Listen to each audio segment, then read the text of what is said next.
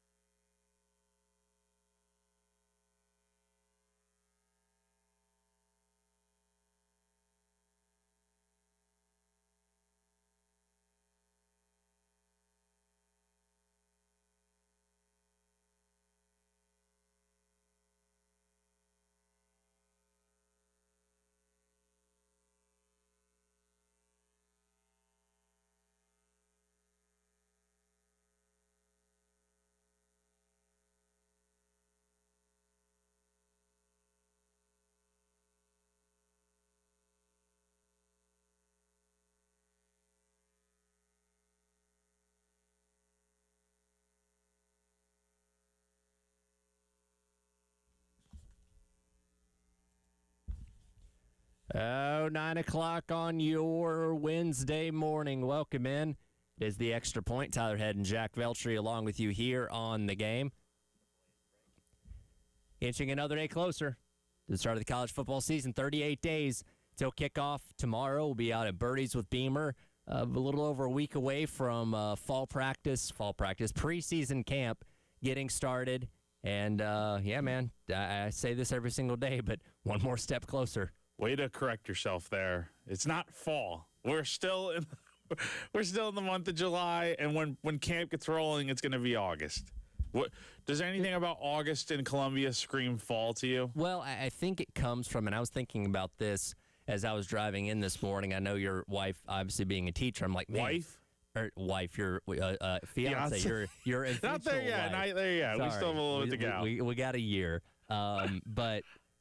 She is a teacher, so I know school's starting back soon. And I was driving in this morning thinking, like, man, only a few more days of the roads being really clear in the morning, because when school starts back, everybody's on the road, getting kids to school and all that kind of stuff. And the traffic's going to build back up. But I think about, like, my entire life, once school started back, whether it be in late July or early August, I always immediately thought, like, oh, now it's fall. I guess. Because I don't think about being at school in summertime. But that is the reality. That is, like, yes. The fall doesn't technically start till like what, September 21st or something like that. Yeah. So, and even then, it still feels like summer because of how hot it is. It can be 95 degrees in October here. Yeah, like that's how long that can last. Yeah, no, you're totally right. And then like a few months late, like back in like late November when the Clemson games are around here, it's in like the 40s. So it eventually evens out to where it really does feel like fall heading into winter. But yeah, there's nothing fall about preseason camp at all. So preseason camp. Yeah, preseason camp starts. We don't have an official start date, do we? Well, we know the date. It's August 7th. We don't have the schedule yet. Okay. So eventually here we'll get the schedule. So, but yeah, Birdie's tomorrow. I feel good about it. I'm playing in it tomorrow. So what time are you teeing off? I don't know yet. We haven't even got the schedule yet. So, but it's at noon, I think. Okay. So right in the heat of the day. Yeah, no idea who I'm playing with yet. I guess the schedule will come out maybe today, hopefully. Who have you played with in the past? Let's see. I played with Rick Henry year one. I did this. This is my third year doing it. Rick Henry 2 years ago. Last year, gosh, I was supposed to, ironically enough, I think I was supposed to play with Shula his first year here. I think I was actually paired with him on the cart. So that never ended up happening, though, because I think he like dropped out or something that first year. I'm trying to think who was I paired with last year? Oh, Sean Elliott was year one as well with Rick. And then one of the strength coaches. Oh, and then last year was Lou Bajak. Lou Bajak, one of, I think, a defensive assistant. And then there was one other guy. I'm blanking on who it was. Clint Haggard. But yeah, so that's who I've been paired with over the years. But now it's always a good time, man. And I was playing with my brother's buddies on Sunday because he asked me if I wanted to go play, and I'm like, yeah, sure, why not? I need to get some practice in anyway, and actually didn't play too bad. So I just needed to work on the putting though. The drive game was fine. Fairways, I could have been better, but yeah, putting killed me, and it killed my partner too on Sunday when we were playing together. But is Sean Elliott as intense on the golf course as he is on the football field? I'm trying to remember. I would say a little bit, but it's not, obviously not as intense. He's fun to play golf with. I would say that. Yeah. Gotcha. But yeah, that's coming up tomorrow. We'll be out there from 12 until 6. Beamer Speaks, I believe, about 4:15 tomorrow. Yes. So we'll carry that for you as well. And obviously, we'll try and get some coaches on while we're hanging out there as well. But we are indeed 38 days away from kickoff. And, well, when you bring up the number 38 at South Carolina, you can only be talking about the one and only George Rogers, the greatest player that this program's ever seen, won the Heisman Trophy back in 1980 and has a nice big old statue right outside the stadium. Yeah, I mean, when you think of South Carolina football, it's a little while ago, right? It's 40+ years ago, but that's the guy when you think of South Carolina football. I mean, the only Gamecock to ever win a Heisman Trophy, the only guy that, as far as I'm aware of, to have a statue outside of Williams-Brice Stadium. So, this is South Carolina football right here. Yeah. Have you gotten to do much with George Rogers, interact with him at all? No. Well, I remember this is way before I got into the beat, so just context needed there because I would not do this now. Yeah. But years ago, this is probably like 2019. It was my first year of school here, and George is always outside of Willie B before games, and my brother and we came to. It was a rainy day outside. I think it was the Florida game, the game where I don't remember every detail, but Carolina kind of got screwed over with some penalties or something. I'm sure people on the text line know exactly what I'm talking about. Oh yeah, it's like it was a fan of PI that they still can't figure out. I don't remember exactly, but I remember people were throwing towels on the field and bottles and whatnot, and they were not happy. I just remember being a dreary day outside. But I remember my brother and we went up to meet George Rogers, and George let my brother Charlie try on his, I think it was his Super Bowl ring. Oh, wow. Okay. From when he was with the Redskins. Is that? Yeah, he won a Super Bowl with the Redskins. So, yeah, so he got to try that on. That was pretty cool. And obviously he's got the trophy always in hand and whatnot. So that was cool. That's my only time really ever interacting with him. And again, long before I was on the beat or working in journalism. So this was just when I was a student back in the day. Yeah, and he is at, to my knowledge, just about every single game. Pretty much. Or home games, at least. He's always outside right by, I think it is literally by the statue, like kind of where, I guess now where they have the little, the chicken statue that they have out there of the Gamecock. So, no, it's, you don't really see stuff like that often where it's just like, yeah, he's always out there consistently. Listen, if I had a statue, I'd probably stand under it too. Yeah. I don't blame him. No, totally. But again, the most iconic Gamecock, and rightfully so, has the statue after winning the Heisman Trophy back in 1980, kind of ties into a position group that we've talked about so much this offseason in the running back room. And again, I don't want to talk specifically about the players here. I feel like, Jack, we haven't spent a lot of time talking about the hiring of Stan Drayton outside of when it happened back in December. But, this guy's got a phenomenal resume. He's coming off of a run at Penn State where he had two really, really good running backs, Nichols Singleton and Katron Allen, that were very successful and then multiple years as a 1-2 punch up there. He recruits incredibly well. He is, if he can come in and have the same type of success here at South Carolina with this running back room, they're going to be set for a while. Obviously, immediately address some holes in the transfer portal. Yes, one of those guys isn't here anymore after being dismissed from the team, but I'm excited to see what he can do with this group that has struggled a lot in these past handful of years. Absolutely, yeah. South Carolina, we've talked about it pretty much all offseason. They've got to figure out the run game badly. It will make such a difference for this offense to have just even a little bit of a competent backfield back there, to take a little bit of the pressure off Lenore Sellers to where he doesn't always need to run, right? It's always there in his back pocket. But again, we bring this example up all the time. When he was at his best in 24, he had a reliable target to go to in Josh Simon at tight end, and he had a fantastic running back with Rocket Sanders, and he had a pretty good backup with Oscar Attaway. So he had weapons around him and reliable pieces that just fit perfectly to cater Lenore's skill set. He needs that this year to have success, I think. Like, the play calling should be better this year with Kendall Browse taking over as the OC, but it is clear that, like, it's proof in the pudding that when Lenore's is at his best, he's got a good run game to complement his skill set. So who steps up in that running back room to be that option? I don't know. It could be Matt Fuller. It could be Christian Clark. It could be one of these other guys we're not talking about, like Jawarn Howell or Auguste. Like, any of these guys that have come in to, replenish and upgrade this running back room.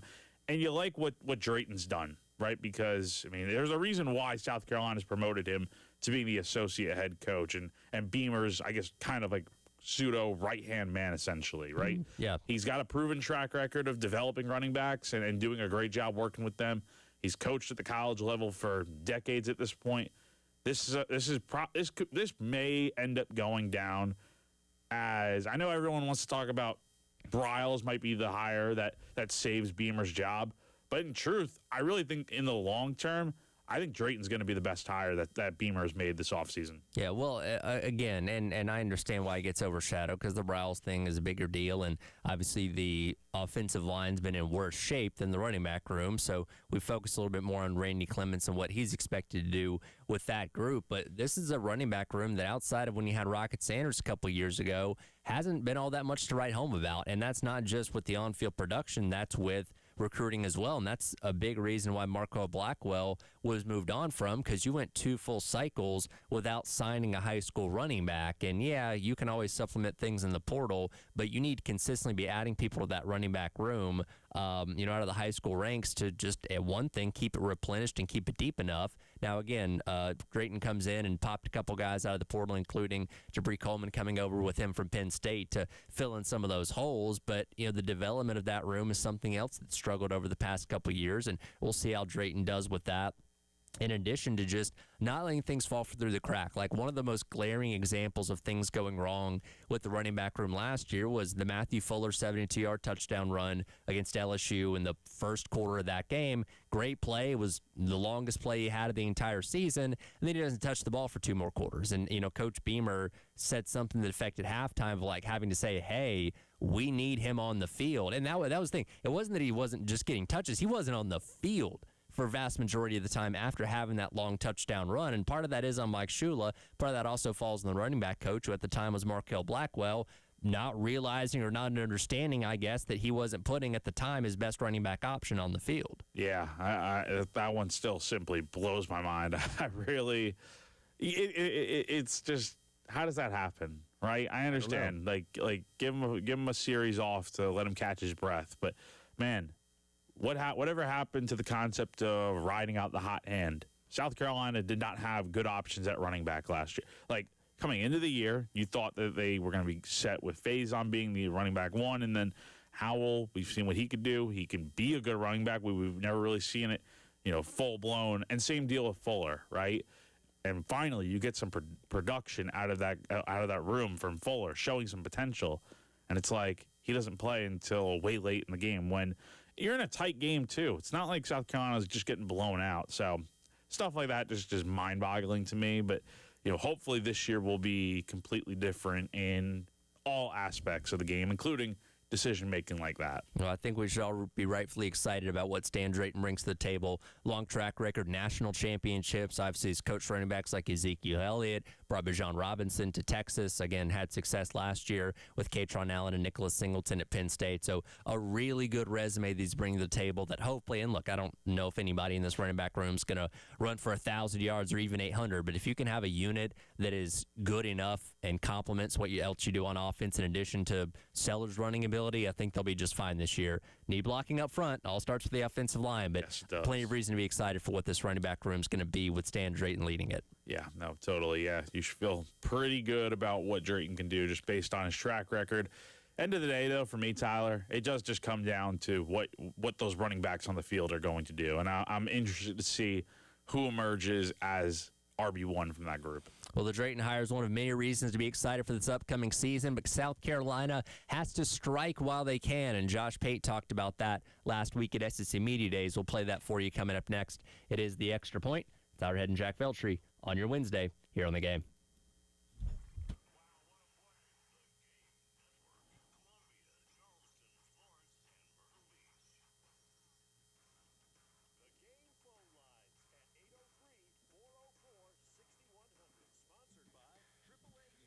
What's up?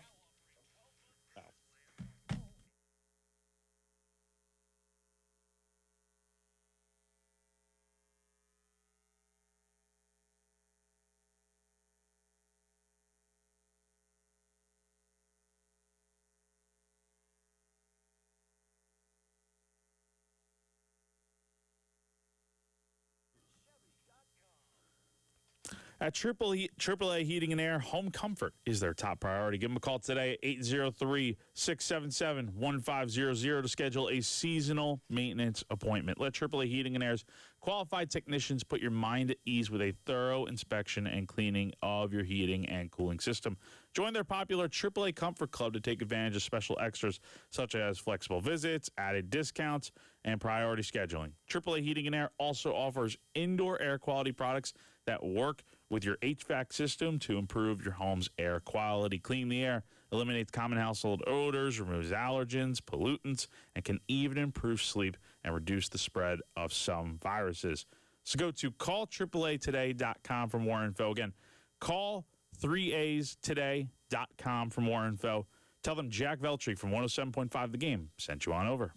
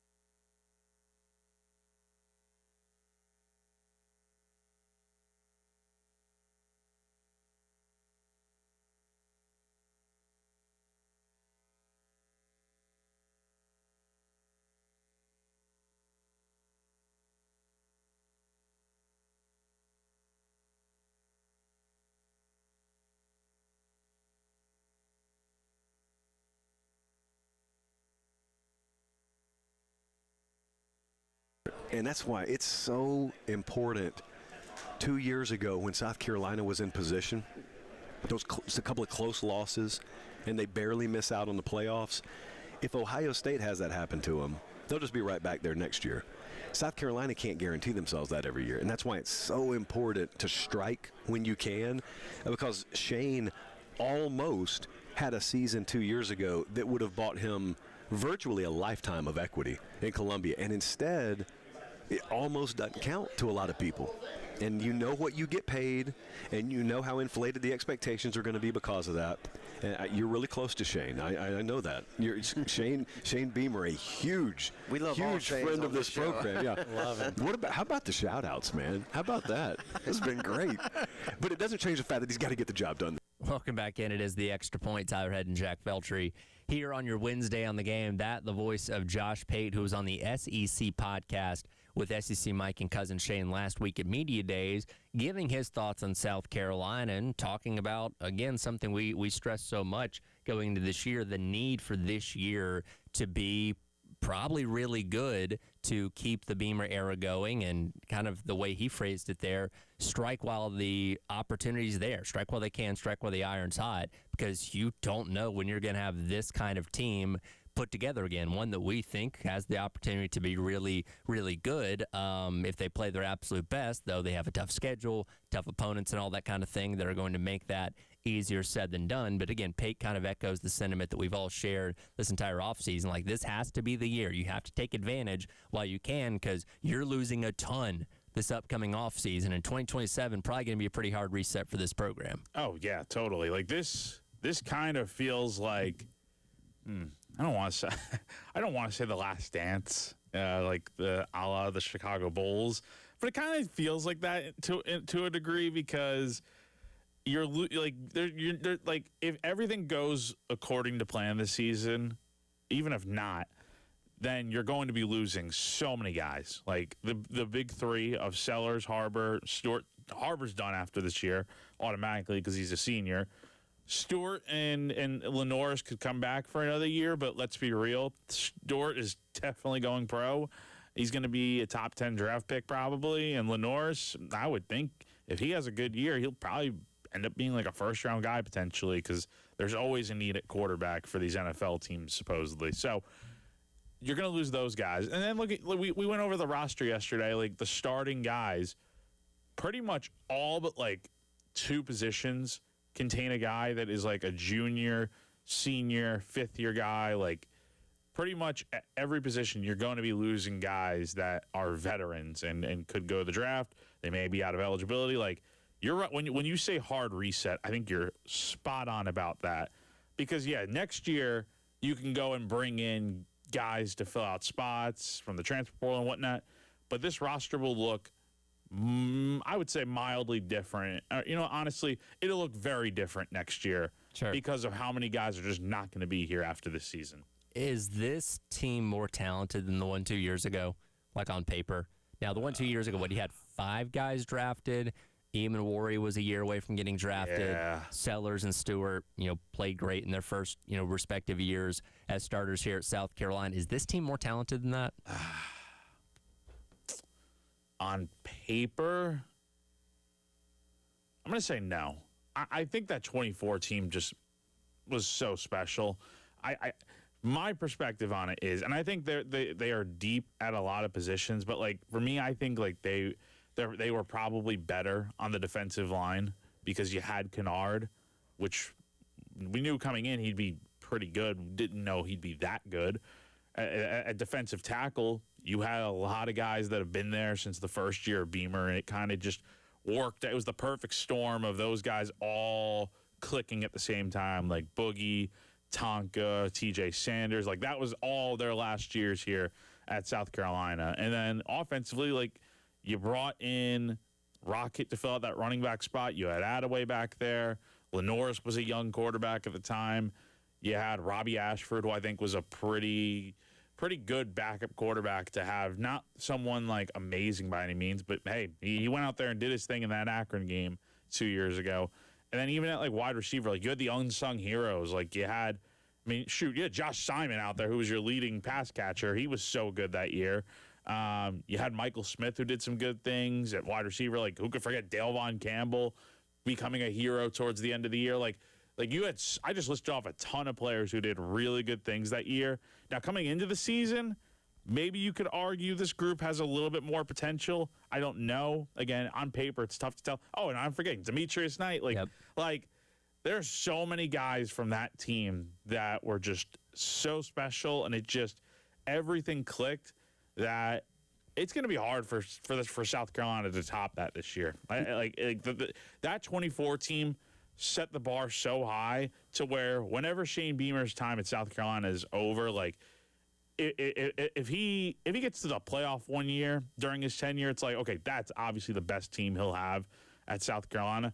But I think right now, the way you look at things, that 24 team will go down as the best he's ever had. Yeah, now, again, the way we thought about that 24 team after the season is different than the way we thought of them before the season. Again, nobody saw Kennard winning the Nagurski. Nobody saw Demetrius Knight being, was he a fourth-round pick, fifth-round pick, whatever he was. Nobody saw that coming. And I think you could make a similar argument that, hey, there's probably going to be some guys on this team that end up popping even better than we thought they were going to going into the year. So maybe that's a better question to ask once the season is over and we see, obviously, the sum of the parts of how these guys play and what the season's going to end up being. But I think you can make similar arguments going into the year about how you feel about the rosters, before any games have been played. Yeah. So I think there is pressure. There's pressure to win for a lot of reasons this year. Of course, I think for his job security, yeah, it would definitely help him out to have a 8-9 win season to where there's no question or doubt about him being here in 2027. But I think just purely from the standpoint of the talent that you do have, because I think you could argue maybe it's a 1A, 1B situation with, like, you ask 24, 26, which is the more talented team on paper. I think they're kind of even in a lot of regards, but I give the slight edge to 24.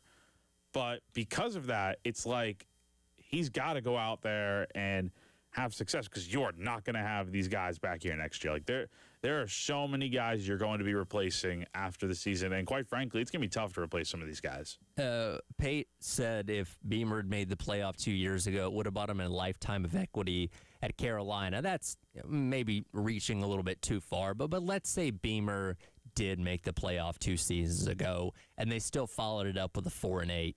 Like, how much good grace would that have bought him? Because, like, right now we're talking about him going into this year on a hot seat, one of the hotter seats in college football. But if he made the playoff 2 years ago, I don't think that conversation is the same. How much runway would he have bought himself by making the playoff 2 years ago, in your opinion? He would not be on the hot seat this year.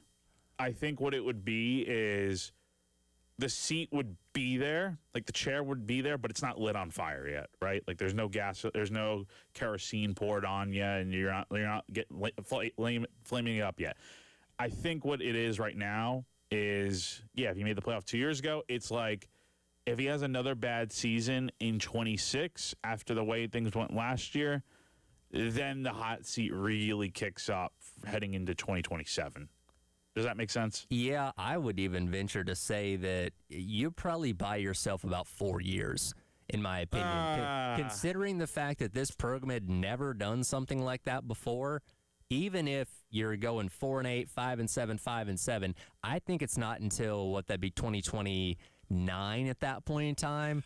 I think then you're having more serious discussions of, okay, this ain't working anymore. I think it would have bought him that much good grace by doing that 2 years ago. Obviously, we were never going to know, but it's an interesting discussion to have. I think 2 bad seasons in a row, last year, then this year, would put him on the hot seat going into 27. And then if there's another bad year in 27, then it's like, okay, move on from. I don't think you give him 4 years of runway and then he has 4 bad years. It's like, that's like, you could have made that decision a long time ago. So but this is a place that hasn't had a ton of success over the years. I know, and that's why it's tough to say. I don't know. It's an interesting discussion to have. And it's hypothetical because we're never going to know. Yeah. But I will say this, after that season, even when they went 9-4, I think he bought himself a bit of runway, but I would say that was all kind of ruined when you won 4 games last year with a good roster last year. I know you lost a lot from that team, but I still feel like there was pieces on that team to where I mean, you got Lenore's back. You had Stewart back. You had Harbor. You had so many good players on that team, and you only won 4 games. Well, as Boomer alluded to last week, that a lot of the same players are being hyped up going into last year, being talent play going into this year. We'll see if that's different. We'll find out in 38 days when Carolina kicks off against Kent State. We are finishing up talking season from a Media Days standpoint with Big Ten Media Days going on up in Chicago this week. What was said on day number 1, we'll tell you about it coming up next. It is The Extra Point. Tyler Head and Jack Veltri on your Wednesday on the Game.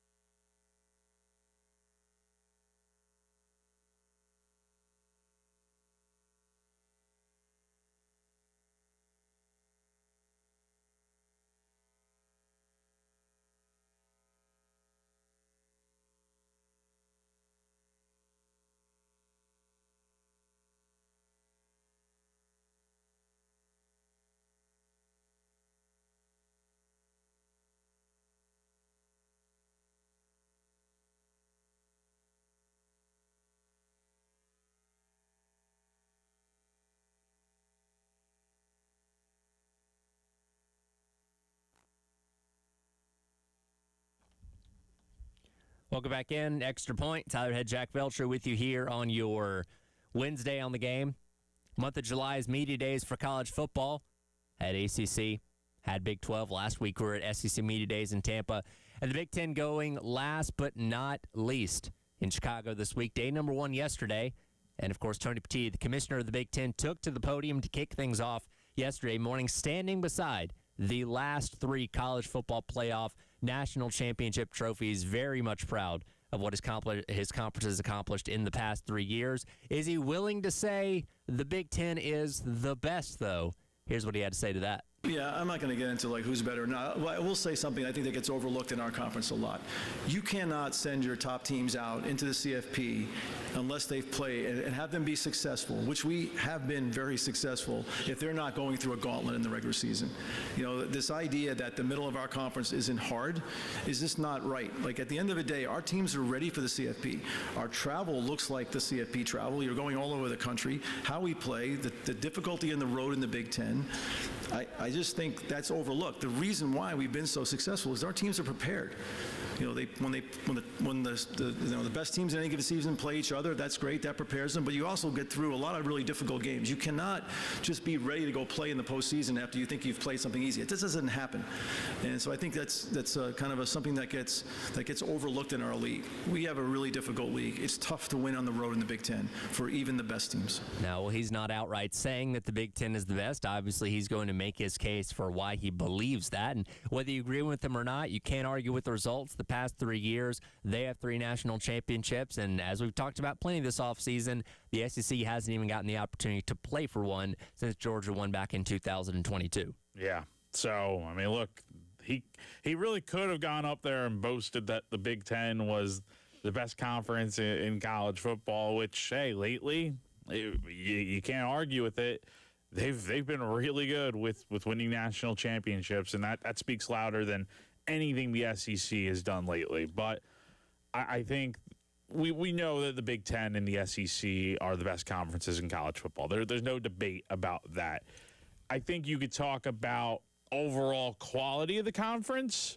Like, the Big Ten, to me, is very top-heavy, right? There's a lot of bad teams at the bottom of that conference. And I think that some of that has come with the additions of, it's helped out having the additions from the Pac-12 with Oregon and who else? Washington, LA schools. Yeah, but you know, what are you getting out of like UCLA, right? And schools like that. USC has also been a mixed bag for them. I think they could. This is a big year for Lincoln Riley, obviously. So if Southern Cal's good, that really helps out a lot. But they've been mediocre, so you're not getting the full version of them. The SEC, yeah, there's some bad teams in this conference. Like Arkansas is probably going to be pretty bad this year. But like beyond that, like I think that they 1 through like 10 or 11 in this conference is pretty good. And I think, like, based on our polls and whatnot that we had from media days, like, I mean, you think Kentucky could be pretty good this year? I mean, they're 15th for me in the conference. Like, that should just go to show, like, how good this conference really can be from top to bottom. Well, and look, we can never truly prove from top to bottom, 1 through 16 or 1 through 18, which conference is truly superior. There's not a crossover, SEC Big Ten challenge like you have in basketball and things like that. So it's really just for the sake of arguments. But again, when the Big Ten has the championships in the past couple of years, that does a lot of heavy lifting when it comes to that argument. Championships and all that stuff aside, obviously the Big Ten, like the SEC, wields a lot of power when it comes to the college football playoff and selecting what the future of the format is going to be, whether it be 12, 16, 24. Obviously the Big Ten very much pushing for 24. But one debate that's been coming up a lot with the 24-team college football playoff is it devaluing the regular season. And that's something that Tony Petitti spoke about and why he gave his case and why he believes fans would still love the regular season of college football even if the playoff expanded. Yeah, I think for a number of reasons. I think the system of the 24 is something that we should point to. And I think when I go back and think about, playoff formats and having some experience with this at MLB, even though MLB's regular season is a very different season, I totally understand the difference. But the idea is, number one, keeping in as many teams in contention for as long as possible. Play as many meaningful games for as long as you can. Secondly, the format creates all kinds of incentives. So if you think about a 2014 playoff, right, there's a bunch of teams that are going to be ranked between 16 and 24 that are just trying to make sure they're in, right? You're going to have teams playing to the very end to see if they're in. You're going to have teams playing to see if they can get a home game. So every game is going to matter because your seeding is always going to be determined by somebody else. It's not the NFL where your record tells you where you are, right, in the division. This is something different. This is going to be seeded by a committee. So you're always playing. Like, it's a big advantage to be one of the 8 teams that get a bye. It's a big advantage to be seeded 1 and 2. You have the best path to the semifinal. It's a lot different to go on the road in a first-round game than it is to host one in your stadium. So I think we've got a lot of different incentives all across the format that keep you playing hard to the very end. Secondly, I think the idea that we're playing more competitive games is going to be crucial. Like, I just think, giving fan games late in the season, and there's another piece of it. Like, we shouldn't separate. We've got institutions making incredible investments in football, and it's really important to maintain that commitment to invest, and you have to have opportunity to play to maintain that investment. So while the bowl system has done great things for college football for a really long time, when you get into a playoff world like this, it takes up all the air. And so the success is defined very specifically about the playoff. And so we just got to, I just firmly believe we create the access. Look, I know there's things out there we get asked all the time, well, this fan poll said this and this poll said that. I'm really confident that, we'll fill our stadiums and we will have really large audiences watching these games if we expand. And his standpoint is access, which for the Big Ten would be allowing even more teams in with an expanded college football playoff. And he's not wrong that more games would have meaning to the playoffs because guess what? You're expanding out. So, yeah, when, Illinois takes on Northwestern and both teams have won, 7-8 games by, the middle of November, yeah, that game's going to have some playoff implications. But to the point of what most people bring up when it comes to the quality of the regular season, let's say Michigan and Ohio State are number 1 and number 2 playing in the last week of the regular season. Well, that game means all of nothing. For one, that means they're probably going to play the next week in the Big Ten championship game as well.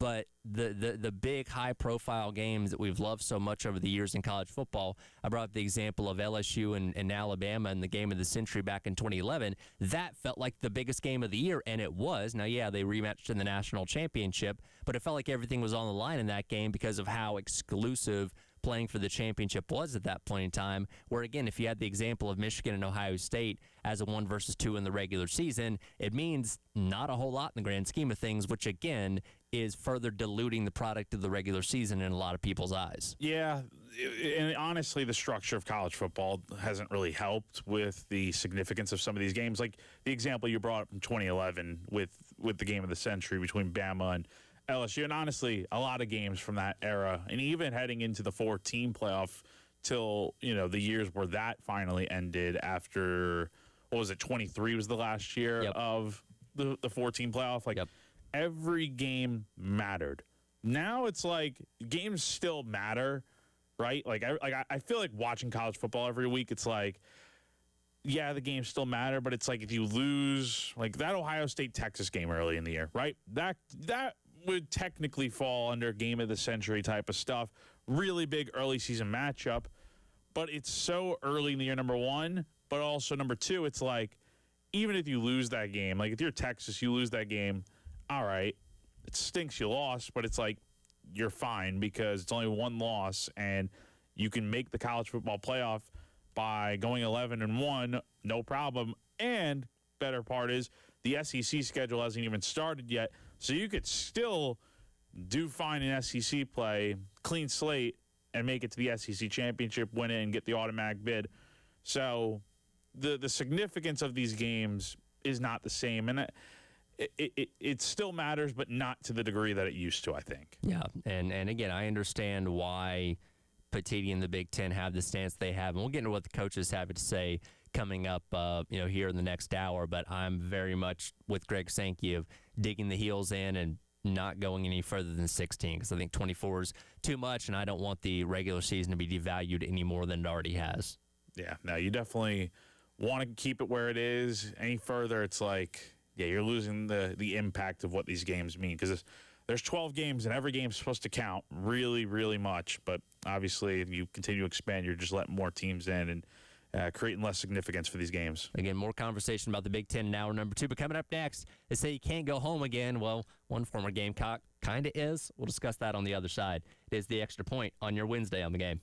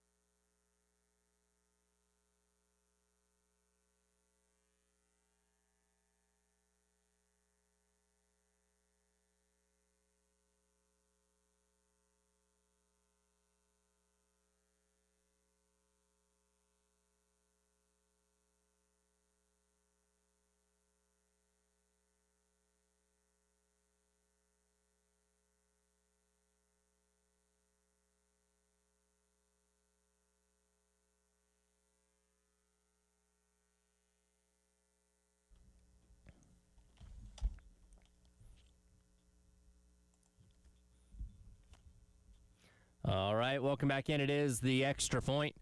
It's our head and Jack Felcher wrapping up hour number 1 here on your Wednesday on the Game. You know, in the portal era of college sports, there are some guys, when they leave a place, they kind of burn the bridge with the fan base, so to speak, to where if they ever had to pass back through town, they're probably not going to be welcomed very warmly. And we're going to perhaps see an example of that with the Columbia Fireflies, who play right down the street from us here at Segra Park. As, for those that may not be aware, former Gamecock, eventual LSU Tiger, winning a national championship with them 2 seasons ago, Michael Braswell is a part of the Kansas City Royals organization. He has now been optioned to the Fireflies this week. They put out a graphic of him, funny enough, transitioning from his Gamecock uniform to wearing the Fireflies uniform, knowing that was going to stoke the flames a little bit. He even put out a tweet himself saying, hey, you know, time kind of heals all, right, Cola fans? And, well, the responses are probably exactly what you would expect them to be. Yeah, the people are some people are like, oh, congratulations. Others are like, yeah, I hope you get hit by a pitch. There weren't a lot of congratulations. I'll say that much. No, yeah. And it's not surprising because he had success against South Carolina when he was at LSU. I mean, who could forget the SEC tournament where he had that go-ahead RBI hit in it wasn't South Carolina's elimination game, but the first time they played LSU, I think in the winners bracket of the tournament 2 years ago. But yeah, and he's not even playing shortstop anymore. He's pitching now, which, if anyone remembers, when he was at South Carolina as a freshman, he was actually Carolina's closer early on in the year. So it's not a surprise to see that it is surprising, but it's not, because we know he could pitch, but he hasn't really done it since he was at South Carolina. But yeah, I mean, he's been pitching in rookie ball this year, 18 appearances. He's 3-1. 5.28 ERA, 2 saves, 4 holds over 29 innings. Here's the number that really sticks out that I didn't even realize. 38 strikeouts, 5 walks. That's really good, Tyler. So, yeah, it makes sense why he's getting a promotion to single-A ball now with the Fireflies. Yeah, and again, players transferring out is not something that's surprising, and it's just kind of become part of the sport. But Braswell specifically, and I think a lot of it does have to do with seeing him again at LSU, him having success against South Carolina in the purple and gold. He seems to be one of those guys this fan base really, really does not like for the reasons of why he transferred out. Yeah, so it'll be interesting to see. I don't know when he's getting here, but I would imagine the reception when he takes the mound. Like, you and I haven't been to a Fireflies game in forever, but typically you get your, common folk fans that are just there to, get out of the house or whatever. Like, you're not getting diehard Fireflies fans at these games, right? You're just getting, average people out there. But there's going to be South Carolina fans at those games, I'm sure. And when they hear Michael Braswell's name, I'm very curious to see what the reception is for his first outing in Columbia. Because I remember when he was here in 25 for his first time back at Founders, he definitely got a handful of boos in his return.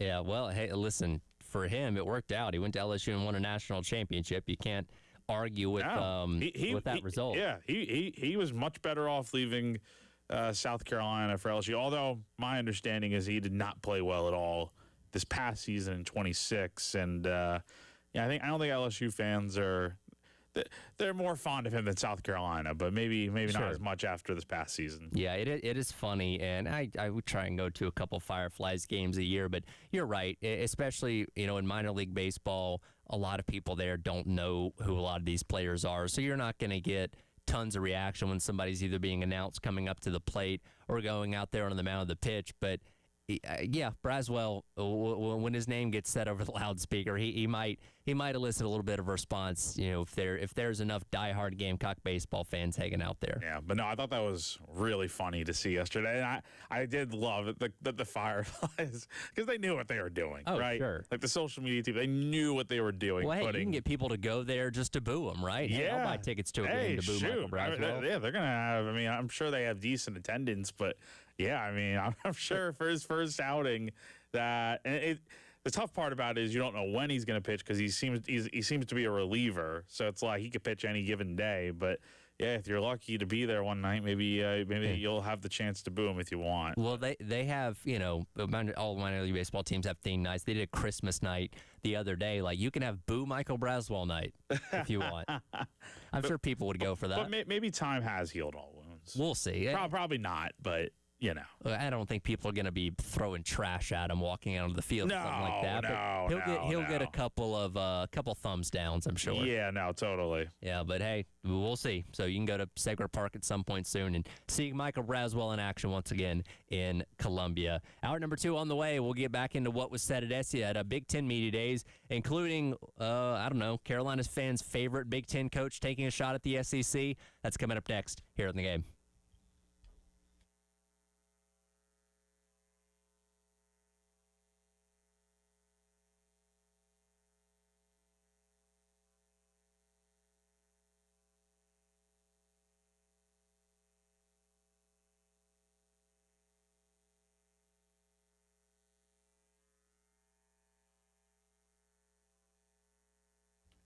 It's all right here for our friends over at Twin Peaks. We're in the middle of the week, but regardless of what day it is, there's never a bad time to get over to Twin Peaks and take in some great sports action. We got baseball going on right now. WNBA still in the thick of their season, and we're getting ever closer to the start of football season. Only one place to take in, no matter all that great sports action, no matter what you're watching. That's with our friends over at Twin Peaks, located right down the street from us. Down in the Vista at 600 Vay Street. The Lodge has got you covered with whatever you're into. Just get down there, pull up a bar stool, order yourself some delicious scratch-made food from the Twin Peaks kitchen, and do not forget about those 29-degree draft beers to wash it all down with as well. Today, tomorrow, this weekend, or whenever, Twin Peaks has got you covered. Your ultimate sports destination over at the Lodge. Twin Peaks eats, drinks, and scenic views.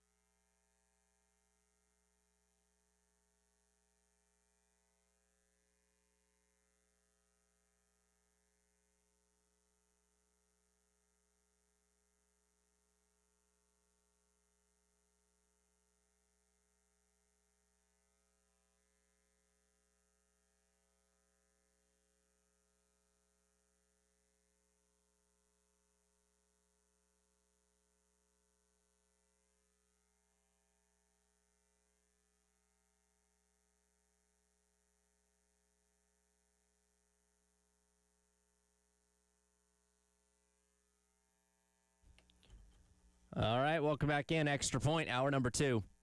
Tyler Head and Jack Felcher with you here on The Game. Again, 38 days away from South Carolina starting their season. Just talking with Elijah there out in the bullpen, and we've got a show coming up on Saturday, by the way.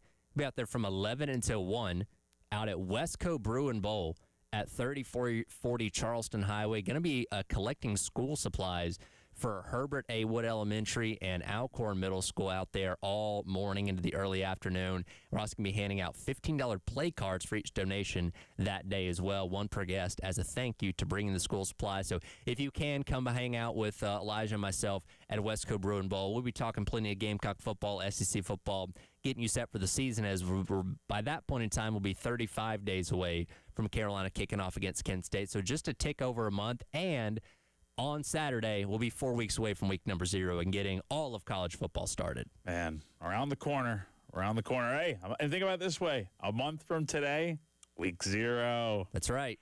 Literally a month from today. I have thought about it the last few days.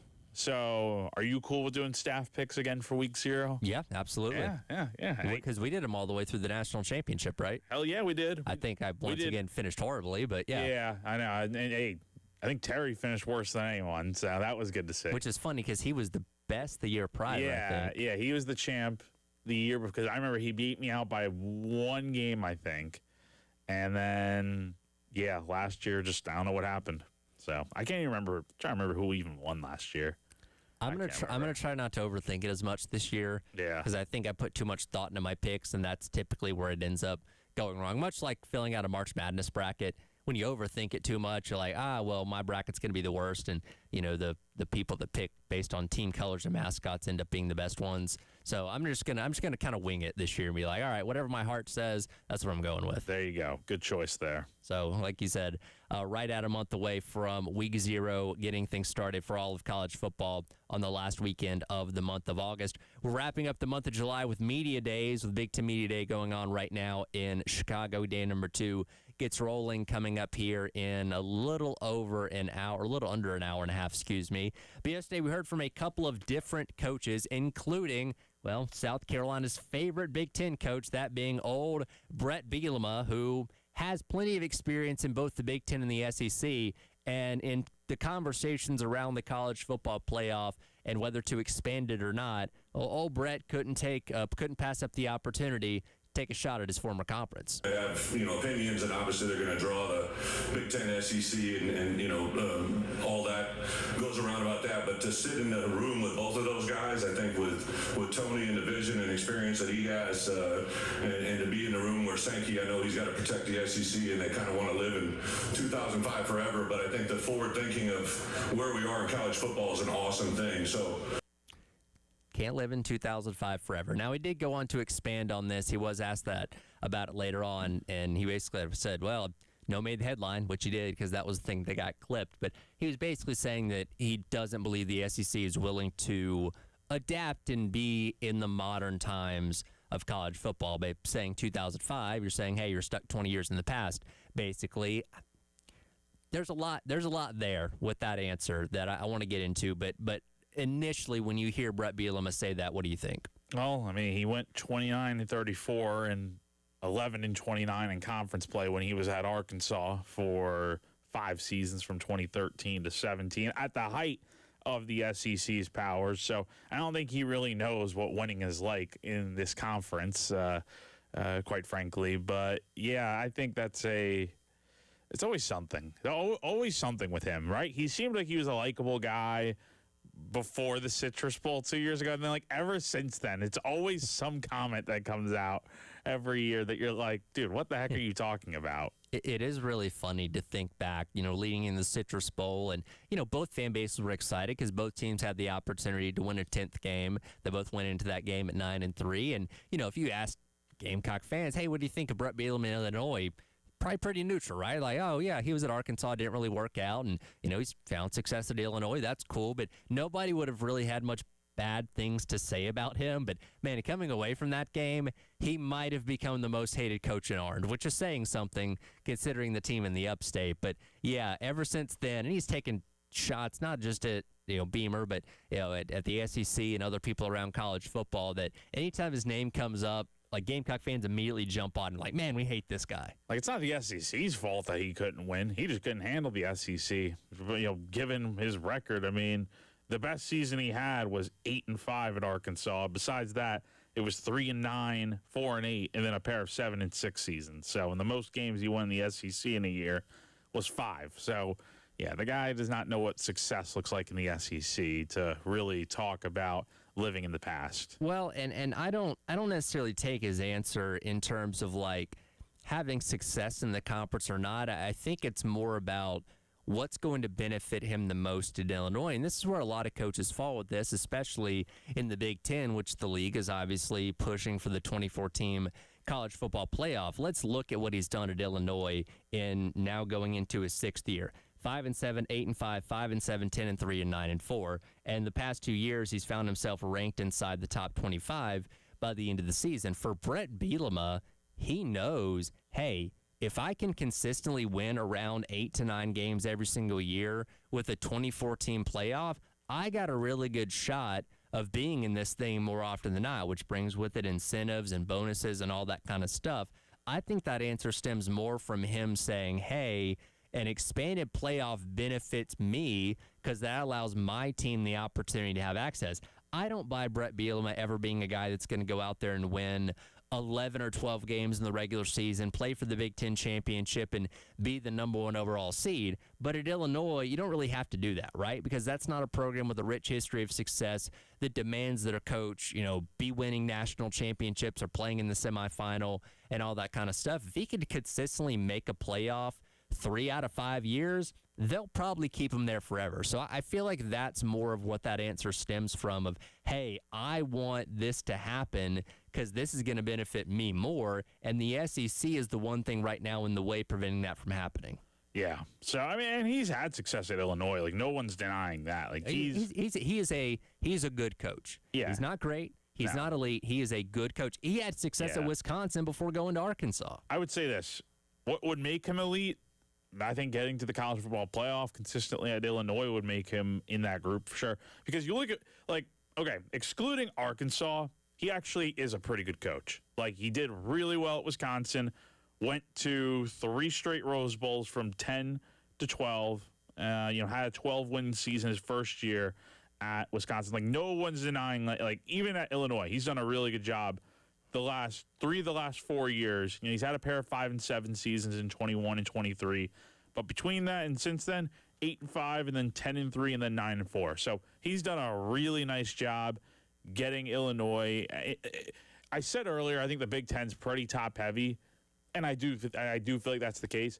I feel like Illinois is one of those teams that's like, they're not the best team in the conference, but they're certainly not the worst. Like, they're not middle of the pack, but I think they're like a little bit higher than middle of the pack, and he's done a really nice job with that school there. Yeah, by the way, Illinois was picked 9th in the media poll, a little bit on the lower end, which wouldn't get you in a playoff. But again, if he is, hovering around 8 to 9 wins every single year in a 24-team college football playoff, he's going to have the opportunity to make that a lot, which again will benefit him greatly at Illinois. Now, the coach that spoke yesterday, one that has never made a playoff in the Big Ten, is Lincoln Riley as he goes into another year with more pressure than ever, but he once again believes this is the year they finally get it done out in L.A. I've said this, multiple times. I mean, the only 2 places that I've been at a head coach at were blue blood schools that had the highest of expectations. So honestly, I've really known anything different. We're a product of our own experiences, and that's been mine. And so every year, I expect to win. I expect us to win. I expect us to compete for and win championships, and that doesn't change. I do though. Certainly, will give you what has changed. Is I do believe we're more equipped than at any point in the previous few years, and I think that's not a hope or a wish. Those are facts, and there's a lot of facts to back that up, and it all stems from the first 2 things I said. The alignment and momentum within the program is real. It's palpable. We feel it. Our recruits feel it. Our team feels it. Our fan base feels it. I think a lot of people across the country feel it, whether they like us or not. And so that's how it should be at USC. I'm looking at USC's roster. Jaden Mayava comes back at quarterback. thought to be one of the best in college football. He's got both of his top 2 returning rushers from a year ago. He's going to have a lot of talent at receiver and defense. Like, these are always going to be good and talented teams, but I just don't have enough belief in Lincoln Riley and haven't seen enough of his time in the Big Ten to think that this is the year that he finally breaks through. They always find a way to lose one or a couple games. They probably don't have any business losing. I look at their schedule this year. They have Oregon, Ohio State, and Indiana, and they have Ohio State and Indiana in back-to-back weeks late in November. They're realistically looking at least 3 guaranteed losses, if not a 4th one somewhere in there. I just don't think this is the year that they finally break through, and if that happens, what are the conversations around Lincoln Riley? He was brought in to make the playoff and win national championships, and he hasn't really even sniffed that yet. I will say it does benefit him. You just mentioned those big games right there that might be losses. Well, Oregon's at home and Ohio State's at home. So that helps for sure. Like Ohio State having to make a cross-country trip, I think it's going to have some impact for sure, depending on, I don't know what the schedule is like if Ohio State leaves early or not to get adjusted or whatever, but if they're leaving on a normal travel schedule, that's a long flight out there to the West Coast. And then I think they kind of benefit from having the bye week in between the Ohio State and Indiana game, because you got to go to Bloomington after a bye week, which, hey, that gives you extra time to prepare for what could arguably be. I mean, they're the defending national champs until proven otherwise. So, yeah, I think the schedule is tricky to some degree, but I think they benefit from not having, the bye weeks really work out perfectly to where it's at Penn State October 10th, you're off, and then you go to Camp Randall October 24th, and then you have off again after Ohio State, and then go to Bloomington. So, yeah, there's a lot of pressure this year. He's got to win, I think, to keep his job moving forward. 9-4 last year was a pretty good season, 7-2 in the conference, but I think you got to go 10 wins or better. And if at that point you make the playoff if you have 10 wins. I just go back to kind of the conversation we're having about Brett Bielema. I think Lincoln Riley is a good coach, and I don't deny, hey, he was successful at Oklahoma making all those playoffs. Now, I think he took advantage of a conference that wasn't very deep in terms of winning that every single year, but every time he matched up with a really good team in the playoff, guess what? They lost, and now he's in a deeper and tougher conference, or at least one that's more top-heavy in the Big Ten, and he's not able to break through of that mold of getting into where the Ohio States, the Oregons, the Indianas are now. I think Southern California will consistently hover around being that 5th to 6th team in the Big Ten, which right now in a 12-team playoff isn't enough to get you in the dance. No, it's definitely not. You got to be somewhere, I think. I think you got to be 4th at worst in that conference. I think you could easily see, you'll get 3 teams in. I think Indiana, Ohio State, Oregon, they should all, if they have success, they're going to be locks. It's just, can they get a 4th team in, right? And, with the 4th, it would be a 3rd at-large bid, right? Because one of the teams is going to have to win the conference. They'll automatically get in. It's just about who can be that 4th team in the conference to get in that 3rd auto bid or at-large bid. And maybe it is USC this year, but they got to go 10 wins or better to get there. Well, Lincoln Riley is certainly one of many coaches that's under a lot of pressure going into 2026. Is Penn State primed to be the next Indiana? Well, one guy on the College Game Day desk certainly thinks so. We'll also hear what Matt Campbell has to say about taking over as the Nittany Lions head coach yesterday at Media Days as well. Coming up next, it is The Extra Point. Tyler Head and Jack Veltri with you on your Wednesday on the game.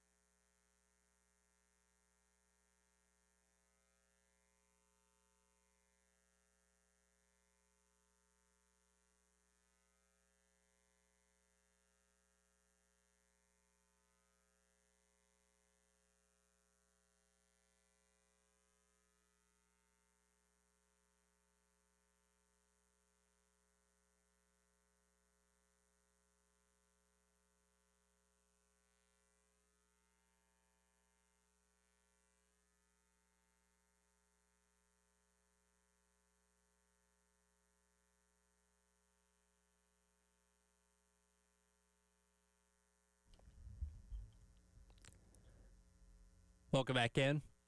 Extra Point. Tyler Head, Jack Veltri on your Wednesday here on the game. Talking all things Big Ten Media Days. One coach that spoke yesterday, taking over as the head coach for the Penn State Nittany Lions after they fired James Franklin halfway through last season, is Matt Campbell, coming over from Iowa State. Yesterday, as he took to the podium, he talked about the honor of being able to coach at the esteemed Pennsylvania State University. Our university, our athletic department, and our football program, the history, the legacy we represent, it's deep. It's deep with great coaches, it's deep with great players, and certainly deep with tremendous and great teams, some of the best that have ever played in college football. It's an honor to build on those great successes and traditions of our past. I will tell you, we will honor the traditions of this great program, a program that's played over 139 years of football, has over almost 950 wins in college football, and it's my opportunity and my honor to be able to represent that great football program. So he takes over again after they fired James Franklin a year ago, and a lot of people are asking the question of what can Penn State be in year number one with Matt Campbell at the helm. Well, Reese Davis of the College Game Day said in his podcast recently that he thinks that Penn State could be one of those teams primed for an Indiana-type unexpected run in 2026. I understand the point that Reese Davis is trying to make. I can't look at a team that made the playoff 2 years ago and say, oh, them making the playoff would be unexpected, right? Like, I don't think you can compare that to Indiana completely coming out of nowhere as the losingest program in college football to suddenly being a national champion. I don't think that's an apt comparison. Not yet. I don't see it in year one. Now, there's a few sides to this. Number one, let's look at it this way, why I don't think it's possible. Because your transfer portal class, by all accounts, not very good. Well, he just brought in Iowa State over. That's what I'm saying. This entire team is Iowa State from last year. Ranked 51st in On3's transfer portal team rankings. You brought in 39 players. You lost 90. Like, this is definitely going to be an Iowa State type of team. That said, it's still going to be a good team, but I don't think it's going to be Indiana. No way. No. Indiana. How often do you see a situation like Indiana arise, right? Like, what other examples are out there of going from 3 wins to college football playoff in a year and then going 16-0 and having like the best, arguably the greatest team of all time in that Indiana team last year? Like 2019 LSU was up there too, but I mean, what Indiana did last year is special. And you look at what Iowa State did last year, since this is going to be a lot of carryover with Campbell. 8-4 last year, 5-4 in the Big 12. And Campbell had some pretty good seasons. Like, he had an 11-win season in 24, 9-3 in 2020. But beyond that, it's typically like 7 wins, 8 wins, the occasional 9 or 10-win year. Like, I think that's what you could expect this year. Like, maybe you get to 8-9 wins and you feel like, okay, that's a pretty good year one, and then you go from there. But I also will say the other side of this is the schedule is super manageable. Like, talk about a relatively easy schedule to get through. I don't know where they rank in terms of strength of schedule, but you look at it, the eye test will tell you. I mean, your road games are at Northwestern, at Michigan, at Washington, at Maryland. The 2 losses potentially right there are at Washington and at Michigan. But beyond that, it's like your toughest game besides that is Southern Cal coming to Beaver Stadium on October 10th. Beyond that, you have Marshall, at Temple, Buffalo, Wisconsin, at Northwestern, Southern Cal, at Michigan, bye week, Purdue, at Washington, Minnesota, Rutgers, at Maryland. I see a way in which this team definitely can get to 8 wins. And if they have an upset or 2 in there somewhere, I think 9 wins is a possibility. So I think they're potentially close to being like a playoff team, potentially, just given that it takes 10 wins. But honestly, for them, it depends how the rest of the conference does as well.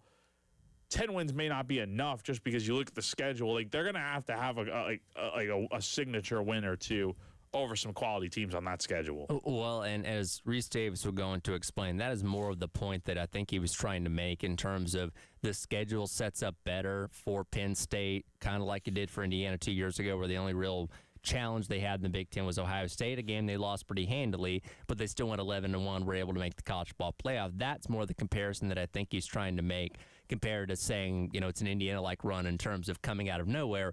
But I will say this, as we just mentioned a moment ago, this Penn State team is just Iowa State from a year ago. Of the 39 transfers he took in the offseason, 24 of them came from Iowa State. Quarterback, running back, wide receiver, offensive line, defensive line, like pretty much every position group is full of starters from Iowa State last year. And as you mentioned, Iowa State in the Big 12 did go 8-4. And now they didn't go to a bowl game because they, quite frankly, just didn't have enough players with how many guys were transferring out. That's a perfectly decent season in the Big 12.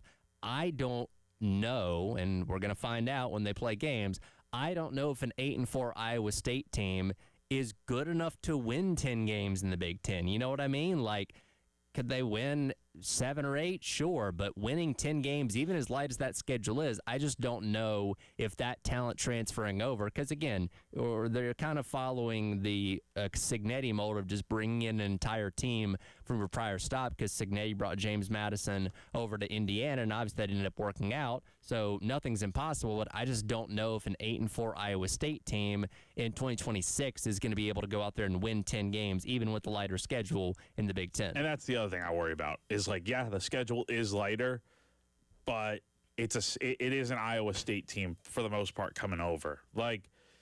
And maybe they surprise everyone, right? Maybe it is a surprise. Maybe they do take advantage of that schedule and do pretty well this year.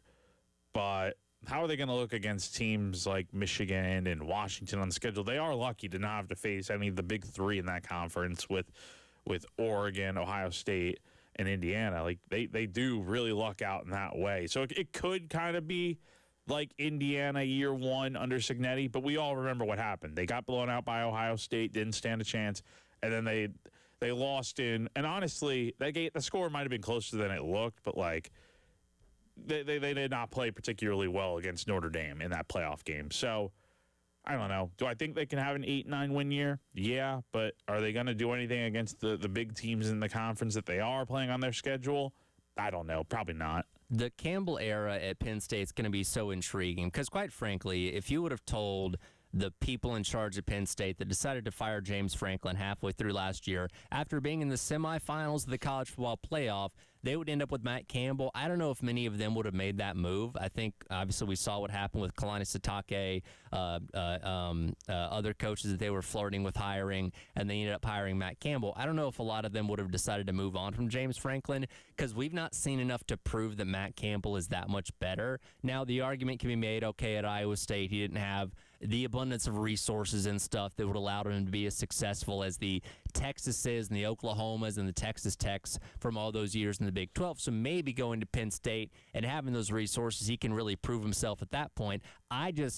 In terms of making that move from James Franklin to him, I don't have enough confidence in Matt Campbell yet to know this is going to work out where suddenly he's going to go out there and start beating the Ohio States, the Oregons, now the Indianas in the world that James Franklin never could when he was at Penn State. I just think Penn State set them up so poorly to where, Franklin's a very good coach. I think he's going to do just fine. I'm excited to see him at Virginia Tech. I think he'll do probably better at Virginia Tech than he did at Penn State just because the conference is a lot lighter than what you have to deal with in the Big Ten.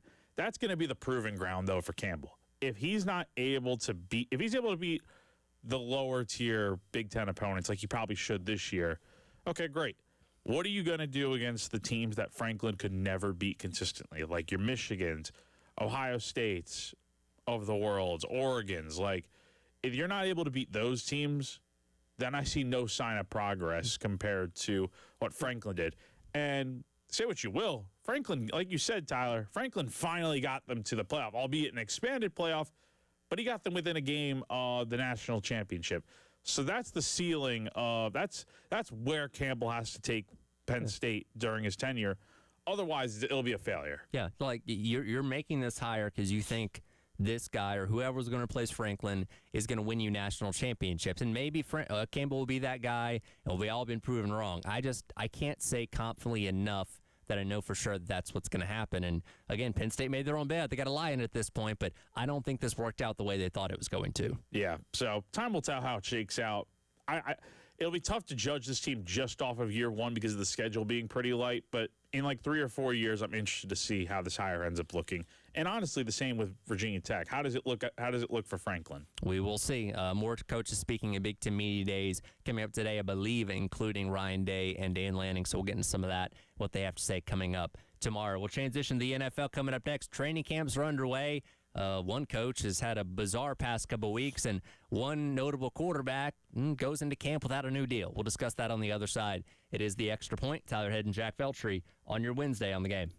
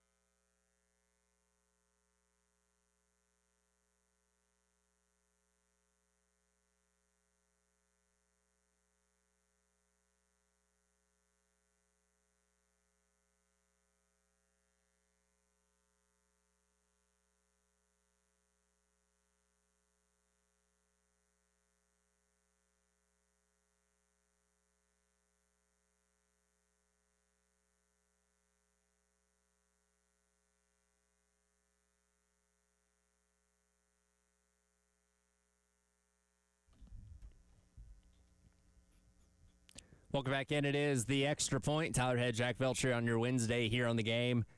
We are 8 days away from the Cardinals and the Panthers in the NFL Hall of Fame game coming up next Thursday.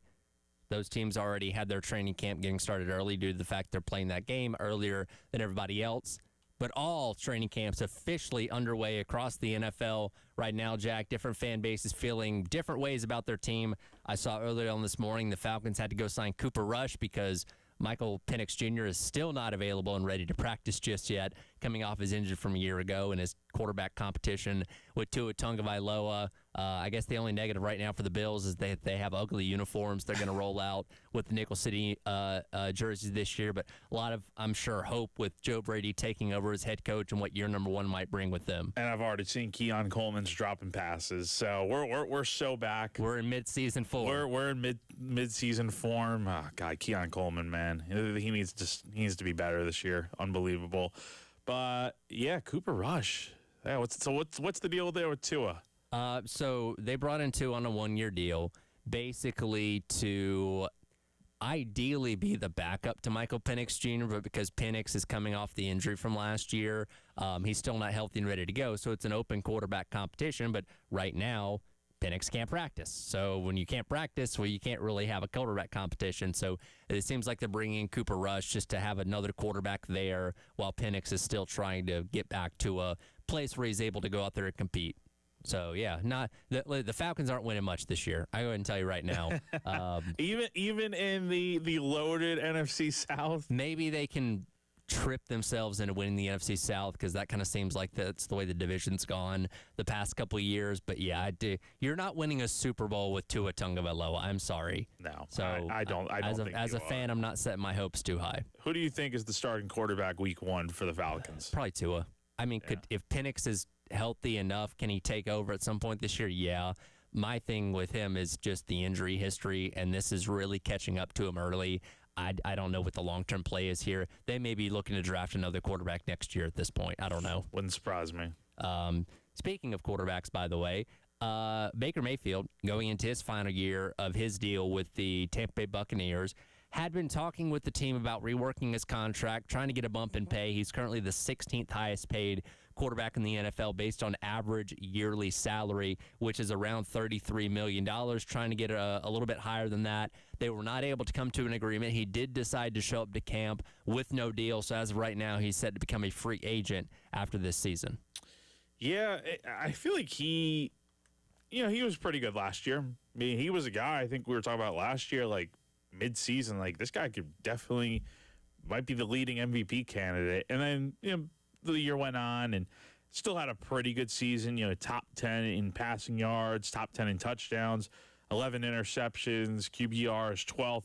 Like had a very good season last year to the point where it wasn't as good as 24.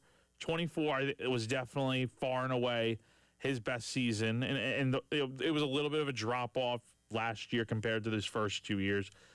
I think I kind of understand not giving him a contract extension just based on like if you're the Bucs, you probably want to see if he can get back to that level of production. But I feel like going into camp without an extension, I'm sure Baker's going to test out the free agent waters after this season and then maybe look to play elsewhere. I don't know. He has spoken publicly that he wants to be in Tampa Bay, but he wants a contract figured out before camp, and obviously they weren't able to get to an agreement on that. Well, he has certainly revitalized his career. We can't forget about that image of him with his hand in the dirt with the Panthers a couple years ago, and he went to L.A. for a short period of time. 5 games. That kind of got him back on the radar, and then he's been in Tampa Bay and had a lot of success since then. They made the playoffs past couple of years, had the 41 touchdowns now 2 seasons ago, but for what he's asking, which I think would be around $50 million, that would make him about in the top 10 of highest paid quarterbacks on an annual salary in the NFL. Let me just kind of run through the list of quarterbacks in the top 10. Tell me if you would take Baker Mayfield over any of these guys, okay? All right, go for it. Patrick Mahomes. No. Dak Prescott. No. Joe Burrow. No. Josh Allen. No. Jordan Love. No. Trevor Lawrence. On a good day, yeah, I would take Baker. Okay, Matt Stafford. Even at his age, No, I would still take Matt. Jared Goff. I need to look up the numbers, but I would take Baker. Justin Herbert. I take Baker. Brock Purdy. I would take Baker. Lamar Jackson. I would take Lamar. Jalen Hurts. Depends what version of Hurts you're getting. I would take the guy that won the Super Bowl with the Eagles. So I will take Hurts. Those are all the quarterbacks making over $50 million this year. Not a ton of them that you would take Baker Mayfield over. Yeah, like there's not a ton that you take Baker Mayfield over them. He's not like when you think of like top 5 quarterbacks in the NFL, he's not one of them. Do I think he is a borderline top 10 quarterback? Well, based off the names you just rattled off, yeah, I would say so for sure. So I don't know about $50 million is a lot of money for a quarterback for like him. Now, if he's able to play like he did his first 2 years in Tampa Bay, by all means, he should get a contract extension of that caliber potentially. But he's got to go out there and do it. So I don't know. And you know, I know with quarterbacks, like their shelf life is a lot different than a regular, like a running back or something. Like Baker's 31 right now, right? Sure. He's entering his age 31 season. How many years does he realistically have left in like his prime? And also, how many years are you talking about giving him for $50 million a season? Like, are we talking about like a 4-year deal? Okay, then maybe you do that, but you know, you don't want to be handicapped with it, and you want to see a little bit more consistency. So, you know, Baker's had a very good tenure in Tampa. I think if you're Tampa, you'd like to keep him, but at what cost, essentially, is the way I think I'd look at it. Well, for now, he's operating without a new deal and will become a free agent after this upcoming year. Another story going into training camp is what's going on with the 49ers, and we learned the other day Kyle Shanahan, head coach, was involved in a car accident about 2 weeks ago. This was completely kept under wraps by all the media until it was reported the other day, which is a very odd situation. This is a pretty nasty wreck. Now, he was only said to have been going about 20 miles an hour, suffered a concussion, apparently nearly lost his eye as well. He did clarify yesterday that he wasn't on his phone, that he dropped his phone and was trying to fish it out from under the seat when he rear-ended a 21-year-old woman in an SUV. He also clarified that he was at fault at the accident, not her, which I believe on one of the initial reports may have said that she was at fault. But he's pretty banged up and not being able to fully coach. He is out at practice right now, but not in the way that other coaches are. And it's going to be interesting to see how long this recovery is going to be for Shanahan to get back to being a full-time coach. Yeah, I saw a picture of him in the hospital. He looked pretty frail. I mean, he just looked like he got totally beat up from that crash. So, glad he's going to be okay, I guess, right? I mean, concussion, broken left hand, broken nose, 3 broken ribs, 40 stitches above his right eye. That's a lot of stuff. And the fact that he is even talking about going back out there and coaching is kind of crazy so soon after this happened. I mean, we saw it firsthand right here with Travion Robertson for South Carolina and the impact of him getting in his car crash last year. So, yeah, if Shanahan's able to get back to coaching right away, that's a miracle.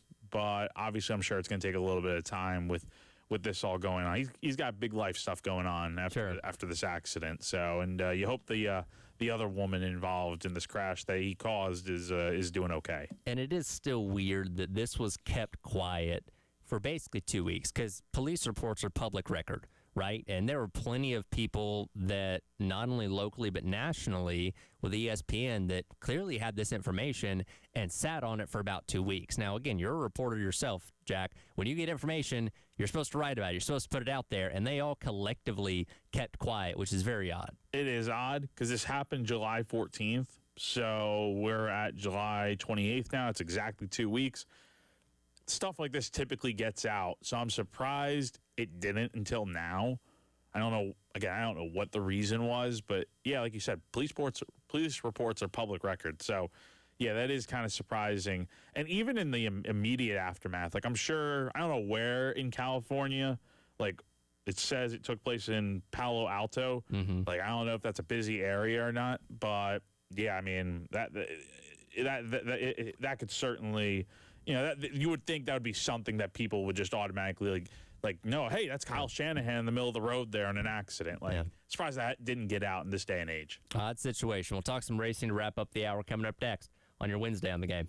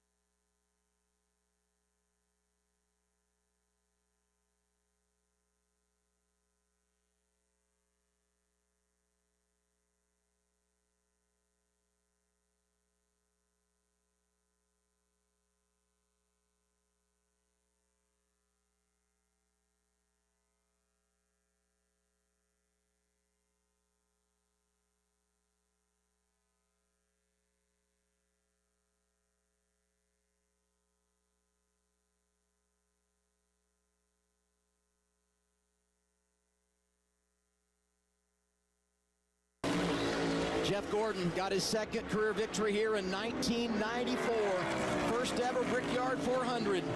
Heim trying to do the same today. Here he is, off of turn 4. It's Heim time in Indy. Corey Heim gonna win the Brickyard 400.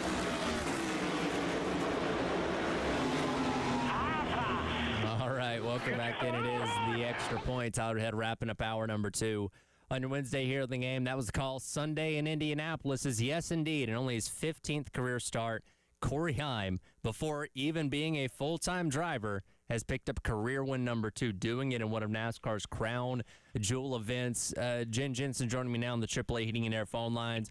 There are plenty of young guys that come up through the ranks that we hype up and say, man, when that guy gets to Cup, he's going to set the world on fire.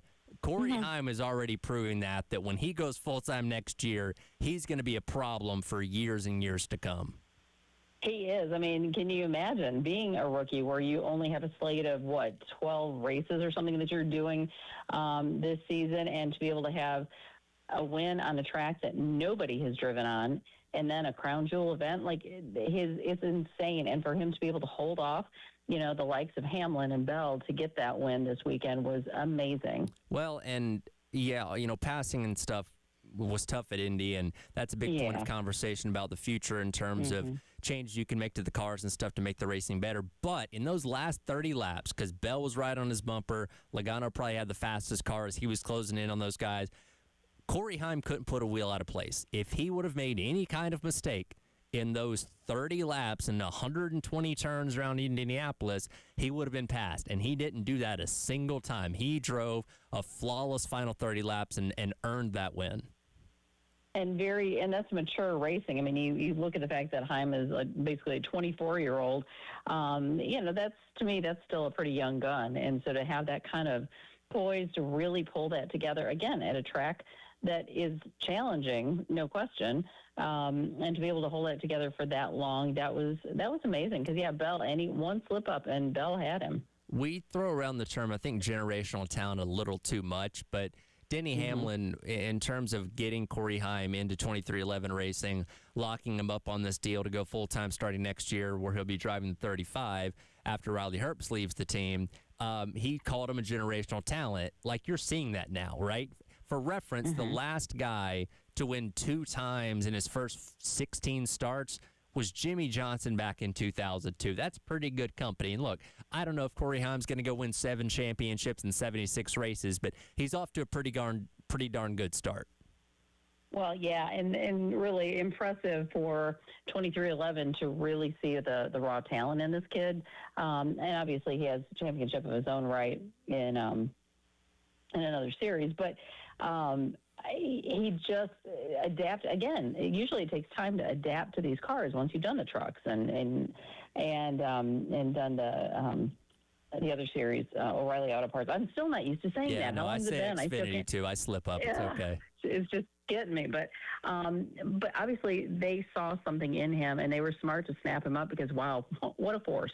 Well, and not just him emerging as one of the future stars of this league or of the NASCAR Cup Series, the rivalry with Carson Hocevar continuing to smolder as well. I think about things in terms of moments and what it does for the sport. Hocevar chasing him down the track or following him down the track as time was pitting just to flip him off for holding him up when he was a lap down. Phenomenal. Like, that's what this sport is built on, and I need to see more of that. Absolutely. If we're having some trouble, with people being maybe invested or they don't like stage breaks or this, that, and the other, we need the personalities, no question. And this has been a lot of fun to watch, and I think it's just the beginning. Hocevar said something that effective. I knew he was going to win. I was just telling him he was number one ahead of time. And he usually does have a pretty quick comeback and all of that. And he's also one that is very passionate about NASCAR, and he has been very open about watching. He loves to watch old races and compare like what's going on in previous races to what's going on now and whether fans should be excited about it. So, I mean, I like the fact that he's really invested in NASCAR in general. It's not just about him, but it's the sport itself. Well, and if both of these guys can continue to be towards the top of the sport, win races, compete for championships, that might be the rivalry this sport gets built on for the next, 5, 10, maybe 15 years.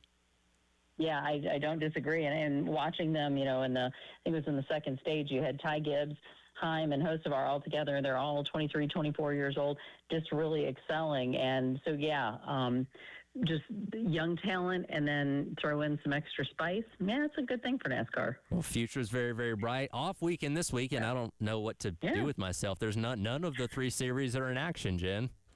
I know. That's weird. It's going to feel like December, and I don't like that. It's the wrong time of year. Well, after that, we'll go to Iowa. Only a couple more races until the chase begins, and we'll find out who the champion is coming in early November.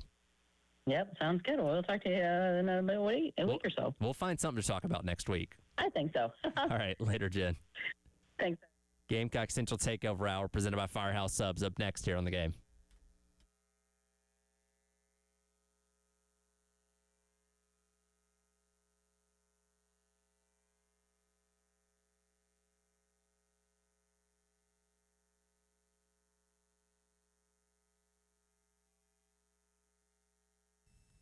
All right, everybody, let's tell you about our friends over at Krantz Cooling, Heating, and Plumbing. As always, the presenting sponsor of the Garnet Trust Hour on Tuesdays and Thursdays here on the game. Krantz Cooling and Heating has been providing great HVAC services to Midlands residents and businesses since 1983.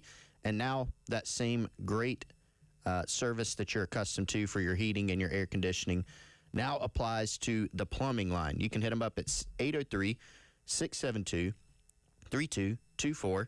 You can also go to their website at krantzcooling.com. That's Krantz, cooling with a K.com. You can text them directly from their website. Let them know about what HVAC issues you're seeing at your home or business, what plumbing problems you're having. They'll schedule an appointment, come out, take care of it. Shout out to Justin Krantz, the general manager there. They do an incredible job. They've been out to my home in Wes's. Let them come out to yours. krantzcooling.com.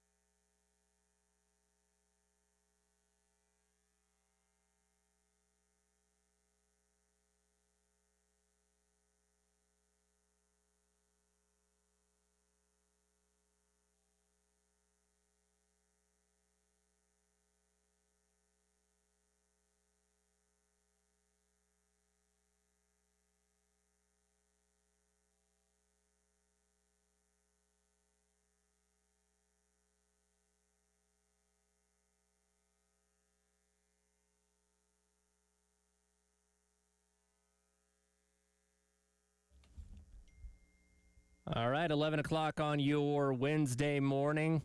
Welcome back in. It's the Gamecock Central Takeover Hour presented by Firehouse Subs. Tyler Head and Wes Mitchell along with you. I got to get Chris up on the live stream. I did forget that he was doing that today. So one moment, we'll get to trivia questions and all that kind of stuff in just a second. But Wes, how are you today? I'm great, man. How are you? I'm doing well. Mine is forgetting that very important detail of bringing our third host into the show. You know, some could say, I wouldn't say it's the most important thing, but it was probably one of the top 3 most important things you could do. Yeah, you know what? There's a lot going on in here. Sometimes I forget stuff. That's okay. We'll get him on in just a second. I'm assuming we're going to talk about Big George here in a moment. We're going to talk about Big. Did you study your Big George trivia? No, I'm looking at it right now, though, actually. Are you cramming? Last second? This is when the teacher gives you a quiz and you try to look at everything at the very last second before she says everything off your desk. Was that basically your studying style in school of like, all right, I'm just going to try and cram in as much stuff as I possibly can in like 5 minutes?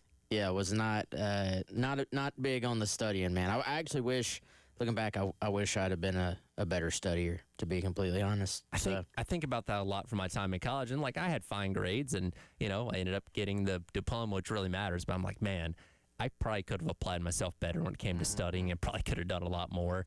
But I did what I needed to do. Same. We made it. We made it here. We did. Even if we don't get our other host on. That's right. Give me about 2 seconds. Okay. Almost there.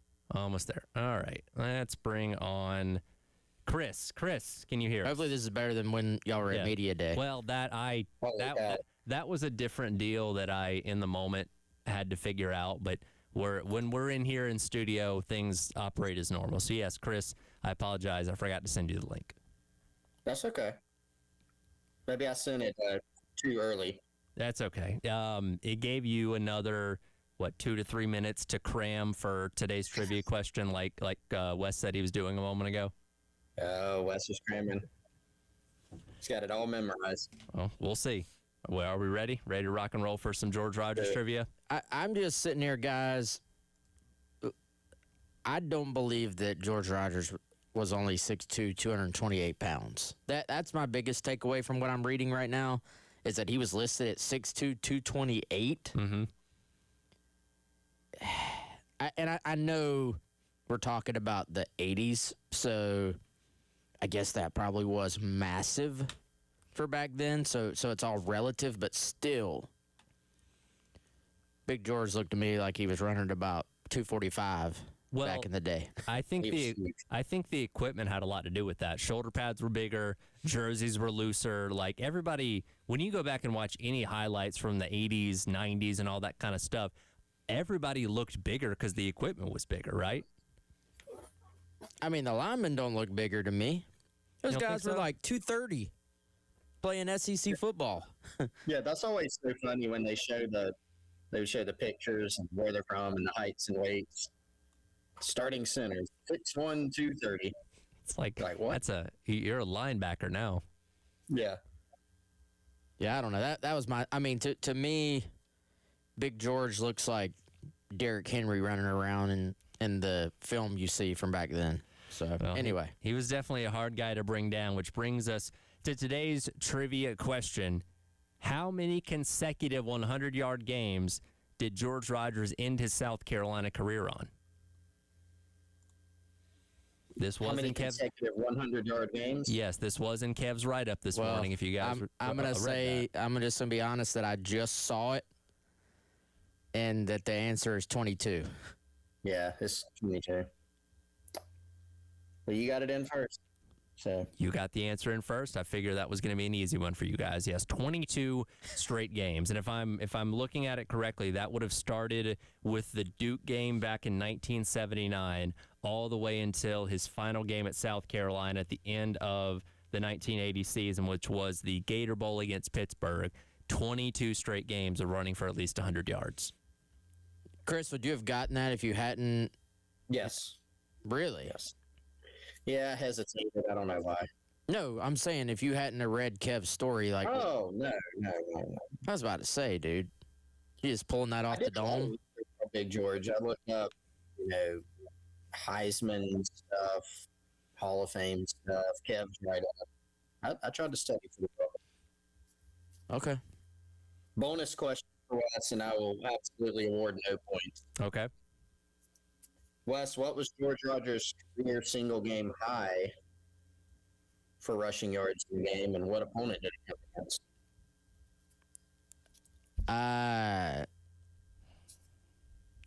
230. Another question I thought Tyler might ask. What was the team? No idea. All right. It was 237. You're close. And Wake Forest. Hey, I'll take 230. That's pretty close. Now, was that the most single rushing yards for a Gamecock in a single game? No. Do we know what it was? I think that was wasn't it Brandon Bennett with 278 Against who? East Tennessee. That's correct. 1991, 278 yards, East Tennessee State. In fact, George Rogers, that single game against Wake Forest, only the 6th most in a single game in Gamecock history. So he doesn't hold all the records. No, but just the most consistent at, 22 straight. Yeah. That's insane. That is insane. I was thinking about this as well. I was talking about with Terry earlier because, again, George Rogers, 1980 Heisman Trophy winner and one of the most significant accomplishments in the history of this Gamecock football program. But let's think back, right? Because that was before the Spurrier 11-win seasons. That was before they'd even won a bowl game because that didn't happen until the mid-1990s. This was a Gamecock program that had a single ACC title, a few bowl appearances with no wins, but not a whole lot to write home about in terms of success. Having a Heisman Trophy winner in George Rogers in 1980, is that comparable to like when RG3 won the Heisman at Baylor as like a program that hadn't had a ton of success, and then boom, they suddenly have the best player in college football and he wins the Heisman Trophy? I've never thought of that comparison before, but I will say this, man. Also, there was no like every game being on TV back then either. So you had to, man, you had to be incredible to even be in the conversation, right? And you really only had a certain number of opportunities to go out there and show what you were made of where people would actually see you. Mm-hmm. So, to do it and to do it at South Carolina, something, that Gamecock fans can hold over Clemson's head still to this day is, still just pretty incredible. You also look at who George Rogers beat. I don't know a lot about Hugh Green, the defensive lineman at Pitt, but he was second that year. Apparently, he was pretty good if you're a D lineman. There was a DB in there, but aside from a DB, Kenny Easley from UCLA, who finished 9th that year, everybody else, quarterback, running back, receiver.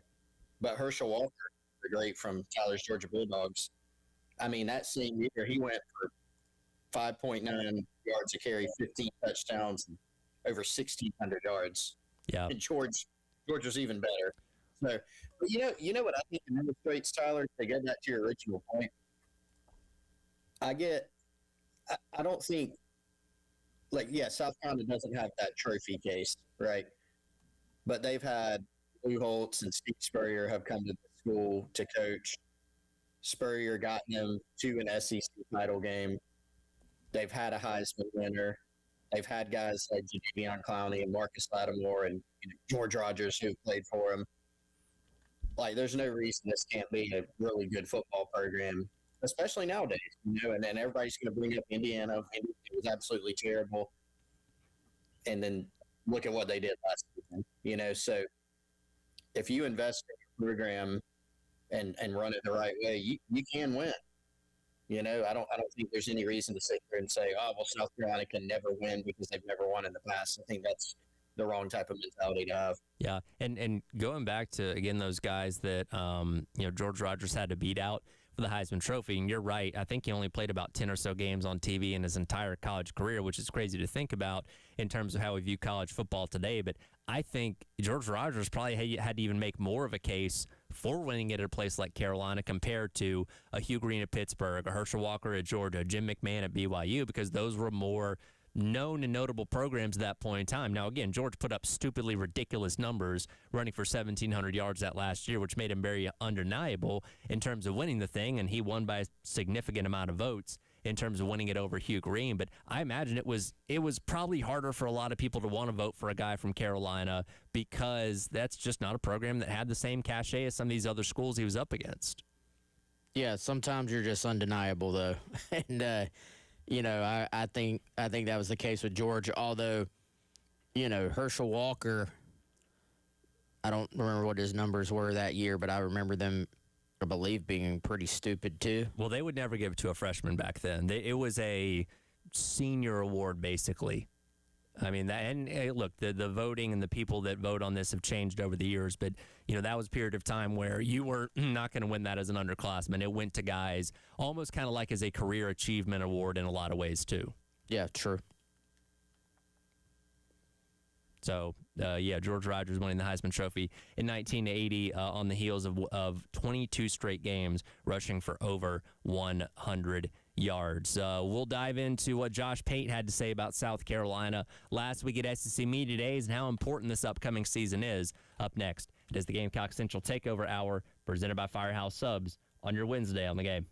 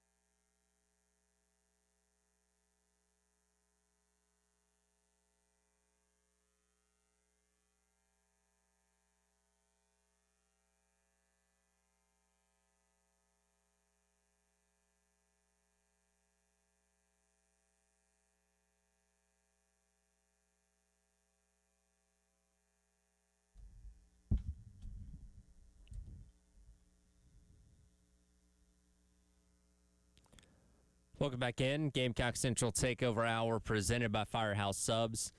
Tyler West, Chris with you here on your Wednesday on the game. A lot of things went down last week at SEC Media Days. Few things that we haven't gotten a chance to unpack, including some comments made by Josh Pate. He hopped on the That SEC podcast with SEC Mike and cousin Shane last week, and the topic of South Carolina came up, and Josh Pate discussed Carolina needing to strike while they can. And that's why it's so important. 2 years ago when South Carolina was in position, just a couple of close losses, and they barely miss out on the playoffs. If Ohio State has that happen to them, they'll just be right back there next year.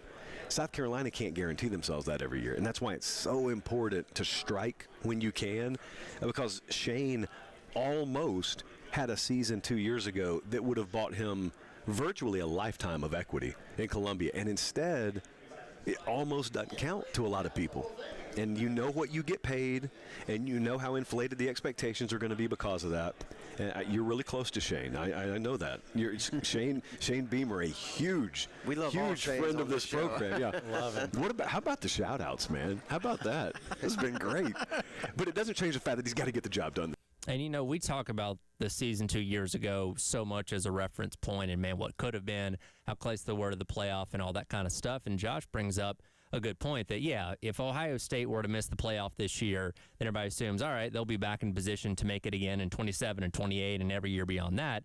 Right now, unfortunately, Carolina's just not in the position where that is a guarantee every single year that you're going to be that good. And we look at the collection of talent that you have coming back, what you've added in the portal, the personnel changes you've made in the offseason. This seems like, and I don't know if it's going to be good enough to make the playoff necessarily, but this seems like a season to take a significant step back in the right direction, whether that's winning 7, 8, 9 games, whatever it may be. And obviously, as we said, if you're going 4-8 again, then we're probably having to talk about looking for a new head coach. But he's absolutely right. You have to strike while you can, because you don't know when talented rosters and opportunities like this are going to be coming again, because it's not an every single year thing here at Carolina.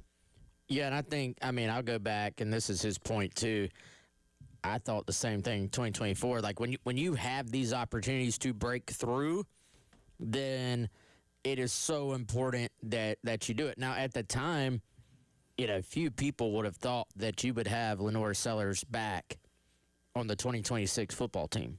If you let's again not have revisionist history. Like the thought going into last season was that this was going to be his last season, that he'd go to the NFL, and that would be that. And so I think we do sometimes get ahead of ourselves on that, but then we also look back and kind of assume things were different than they were. So you do have one last opportunity with this group, which is why, even the people that are incredibly aggressive about wanting to make changes in terms of your head coach, that's the reason why I thought pretty much all offseason, hey, pump the brakes. You can keep the core of this group together. Let's see what they can do with one more shot at it with a different OC. And so that's what we're going to get to see. That's what that's going to, that's how it's going to play out. And only time will tell how many more wins that results in. But to Josh's point, yes, when you have what we believe are special talents on your roster, you got to do everything you can to take advantage of it.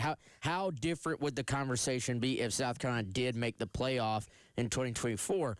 The opposite side, like Indiana last year, they break through. What if they broke through? They had the best team in school history, but was it Penn State that they had the miraculous drive and the one-footed catch at the back of the end zone, right? Yep.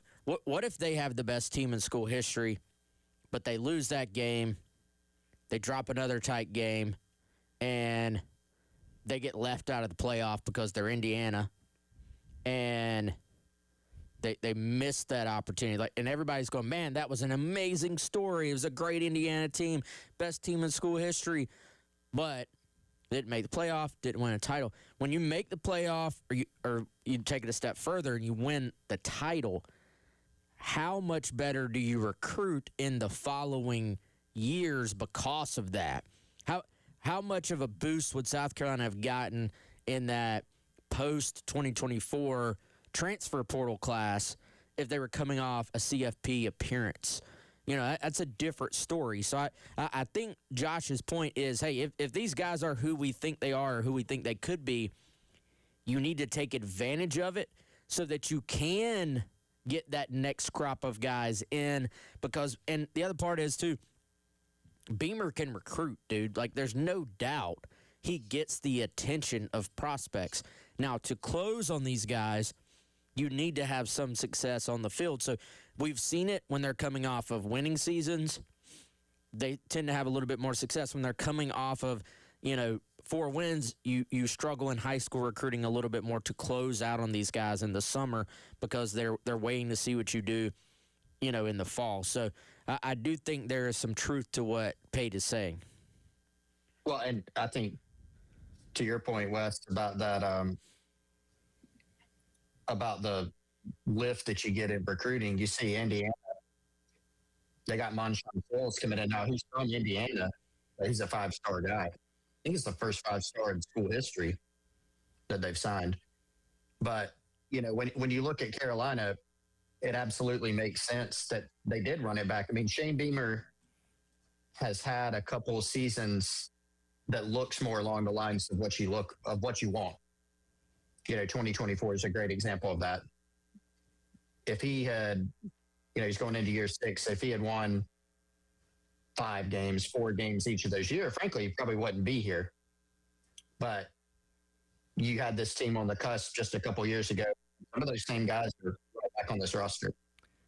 Going to Pate's point kind of towards the end of the clip there, he said that, had they made the playoff 2 years ago, Beamer buys himself a lifetime of equity. That's maybe a little extreme because there is still a point was way over the top of saying, all right, well, if you're not having success, they will eventually fire you. But had he made it 2 years ago and they still went 4-8 last year, like how much of a runway would he have built for himself if that team was in the 12-team playoff in 24? Yeah, I mean, I think Josh overstated that by a pretty good amount.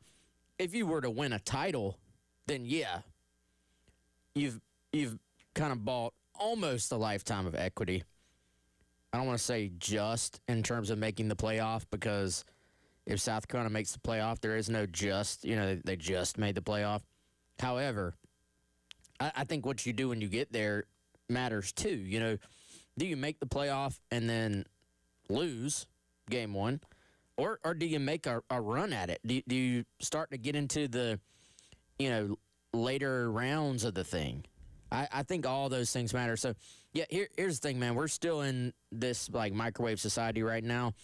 4-win seasons, playoff or not, the year before, are not going to be super tolerated. Now, I think there's probably just a lot more ammo for the people. There's a lot of people in a category right now that are saying, I want Shane Beamer to succeed more than any coach I've ever seen at South Carolina. They want it to work out. They want it to be a guy who truly, I think, sees the program as something special, and that's not just press conference speak. They want him to be the guy, but they're going, man, I just need to see a little bit more. I need to see a little bit more consistency. So for those people, I think you'd be giving them a little bit more ammo. Like, hey, he went to the first ever college football playoff in school history. We can give this guy more time. I think the people in that category right now are going, man, I really hope and want this to succeed. I believe it can succeed, but I just need to see a little bit more. So, I think after last year, though, you do have a portion of people that, even if they had made the college football playoff the year before, probably would still be pretty negative coming off the season. Yeah, it gives you some more cachet as a coach when, A, you've had that level of success, but then B, fans don't like when guys, when they feel like a coach is using this job as a stepping stone. Shane Beamer is not. They feel like he's just kind of taking the job for the paycheck. Those type of things matter. Now, ultimately, there's a baseline of results that you absolutely have to get. And that's why this year is so critical. Yeah, and again, we'll start finding out in 38 days if things are different this year and if Carolina can bounce back after a down year at 4-8. one season ago. A lot of things happening in terms of the changes in the college sports world, including jersey patches, and two pretty high dollar price tags for jersey patches ended up being announced yesterday. We'll tell you about those coming up next and what it means for the future of college football in Carolina as well. On the other side, it is the Gamecock Central Takeover Hour presented by Firehouse Subs on your Wednesday on the Game.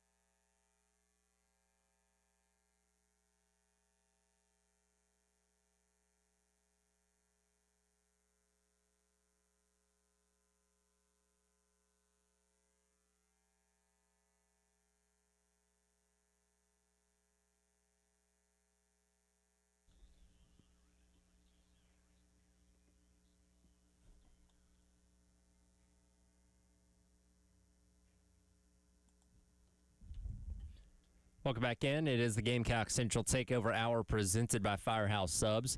Tyrus Chris along with you here on your Wednesday on the game. Coming up on Saturday from 11 to 1, myself and Elijah Campbell going to be broadcasting from Westco Brew and Bowl out on Charleston Highway. I'm going to be collecting school supplies for Herbert A. Wood Elementary and Alcorn Middle School. Westco Brew and Bowl also going to be handing out $15 play cards for each donation made that day as a thank you. That is one per guest. So, again, come hang out with us and listen to us from 11 to 1 coming up on Saturday.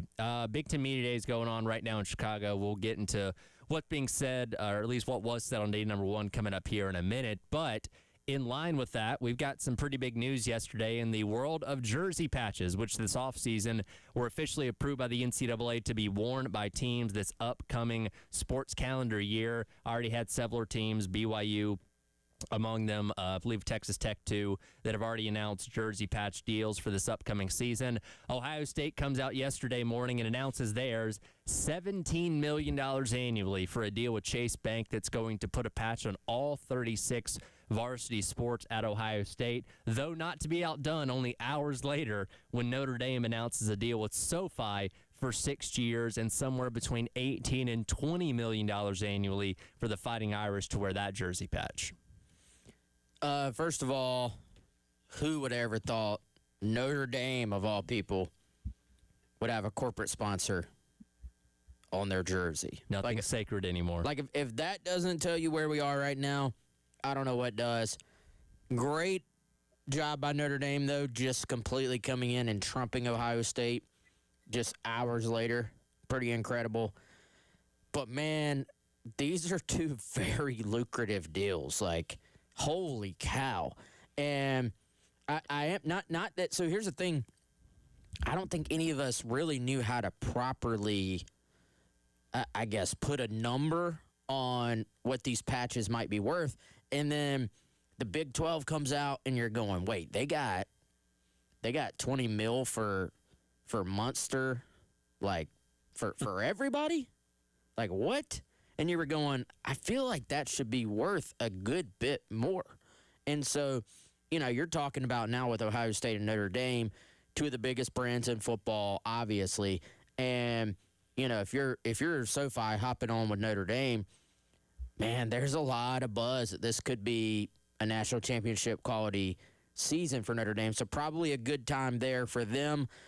Big Ten is up, of course. Ohio State, always a great brand, so probably a good time for Chase and those guys too. Think about this, though, guys. You pretty much just funded almost the entire current rev share bucket with one signature. You know what I'm saying? Like, think about how important this is, because these rosters, some of them are already at 40, maybe $50 million. That's not slowing down. So I think you have to find these ways to be able to fund those things. And people are going to tell you this is bad. People are going to tell you this is not good for college football. I actually say the opposite.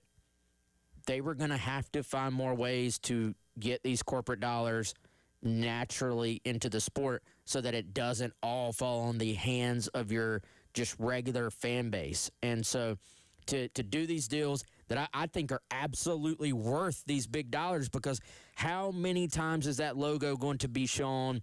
Every highlight, every, of course, actual game, every photograph that's on a website, in the newspaper. I mean, everywhere you see that jersey, you will see that logo. So I think these are this is one of the absolute best ways for college football to monetize their product without it being really a super over-the-top thing where fans have to sit through another commercial. Yeah, that's immediately where my head went, was the rev share. Just a few years ago, that was a line item that literally didn't exist. Everybody is feeling the financial strain in college athletics. It's fans, right? Because things have gotten more expensive. It's more expensive to go to a game, to tailgate. Like, everything that's involved in going to a game is more expensive. And for athletic departments, they're also feeling that too, because their cost of doing business has gone up, whether it's coaching salaries, construction, personnel, like all of it, that's all gone up too. It's just a natural part of the process. But then you get dumped on you. All right, now you have to find a way, and not just a small line item, not $1 million, but $20+ million, which will rise every year, that you got to go find. And so, for a school like Notre Dame, Ohio State, this is a really good way to cover some of that. Now, to your point about the fans, Wes, that does not mean that they're probably not going to make a corresponding move to announce, hey, guess what? Ticket prices are going down because they're raising this money through jersey patches. But it could maybe slow a little bit, putting more of the burden on fans. And I think that's a positive. Well, and it gives you a better sense of sustainability going forward. Because to your point, Wes, asking your fan base, because you have revenue share, then you have NIL on top of that, and asking your fan base, hey, can we drum up $15 to $20 million every single year to compete with the best of the best in college football? That's a tough ask, and that's something that's going to continue to wear down on fans as more time goes along. But you're right. If you have a company that's willing to cut a check for, $15, $17, $20 million, whatever it may be, that does a lot of the heavy lifting. You're not going to stop asking your fans to help you out because you'll take whatever you can get, but that takes care of a big part of it, right? And the question becomes now, because I'm assuming just about every single power program is going to have one of these deals sooner rather than later. Okay, when does Carolina get one, and where does that number fall for them? Now, they're probably not going to be able to command $17 million like Ohio State and Notre Dame, but a few million at the very least is very reasonable for any team in the SEC, and obviously that will go a long way in helping Carolina with its own sustainability going forward with whoever that deal ends up being with. Yeah, and I think with ticket prices going up and accessibility and parking price, all that stuff. So my thing with that though is, it's going to cost more. Everything costs more now, but at least you are getting something from that. Like you are getting a ticket, you're getting to go to the game. I think, you have Kenny Dillingham out here, I believe for the second time in the last year, begging a $20 million donor to step forward and basically stroke that one big check. And that to me is where things just probably are not sustainable. Like I think the more the money gets shifted to, hey, I'm spending $10 million, but I'm getting a game day suite out of it. I'm getting, whether that's as a rich donor or as a business owner. If I'm SoFi, I'm getting some. I believe I'm not doing this deal out of the goodness of my heart. I'm doing this deal because I'm going to get 1 billion impressions on that Notre Dame jersey from everybody that looks at it. So I think the more everything shifts from kind of where things have had to be in this early stage of NIL into a little bit more of a, hey, I can get return on investment for this, the better. And, as weird as it is to say, to me, that the SoFi logo doesn't really even look all that out of place on the Notre Dame uniform. Nobody's sitting there going, I love that being on there. But I don't really think it changes the aesthetic that much, honestly. Like, we're used to this happening to our pro jerseys and uniforms at this point. It kind of is what it is. And, the universities themselves used to get, not kickbacks, that's negative connotation. The universities used to get money from the athletic departments at the end of the year. The athletic department would say, hey, man, we got $5 million sitting around we just didn't use. Here you go. We're going to stroke you a check. Thank you for doing business. Now the athletic departments are going, hey, university, remember how we've been giving you these millions of dollars every year? We need you to help make us whole. So any way you can rebuild your coffers, you can fund. You're going to spend a lot of the money anyway, so it's just a matter of trying to figure out how you can fund it to keep that sustainability that Tyler's talking about. And so, I'll be curious to see. One discussion I've heard among administrators, so Ohio State goes the route of, hey, every single program around $18 million. Is Notre Dame's for every program too? I couldn't find clarification on that or not. And again, Okay. even the specific number of this deal isn't specifically reported. I don't know if it's just for football or not. I gotta imagine that big of a number. Probably you're including the entire athletic department, if not, certainly most of the athletic department. But I don't know. Don't want to speak out of turn. But if you're South Carolina, if you're anybody else, you're saying, all right, do we just do one fell swoop? Hey, here, for whoever, you can get this for $15 million. Or do you try to split it up? You probably make more money overall if you split it up, but then you're having to do the legwork of going out and finding a corporate sponsor that makes sense for every single one. But you telling me Dawn Staley can't call up Aflac and, talk about a lucrative deal right there. She could do a deal for women's basketball only, and that would be worth millions. But then you have this other kind of awkward conversation. A friend of me and Chris pointed this out to us both yesterday. Said, well, you're going to have an Aflac jersey in Colonial Life Arena. So how do you kind of balance those things? Yeah, that is a good by the way, the jerseys the patches are going on all Notre Dame. Okay, jerseys. it is on all. Okay, I figured with that price tag, and I think most universities that have announced this, Wisconsin, BYU, I think they're all kind of in line of it's just about every single major varsity team that's going to be a part of this, which again, most of this payment does cover football, but it's going to help sustain these other programs too, Olympic sports and things like that, by being a part of these deals as well. So again, that's where your sustainability comes in, seemingly for the future going forward. And again, I fully expect most, if not all, Power 4 programs to have one of these kind of deals sooner rather than later. And again, we'll see where Carolina ends up falling with that and when that does end up happening. We'll come back. We'll wrap up hour number one. Some talks being had at Big Ten Media Days. What did Tony Petitti have to say when he took the podium? We'll discuss that coming up next. It is the Gamecock Central Takeover Hour presented by Firehouse Subs here on The Game.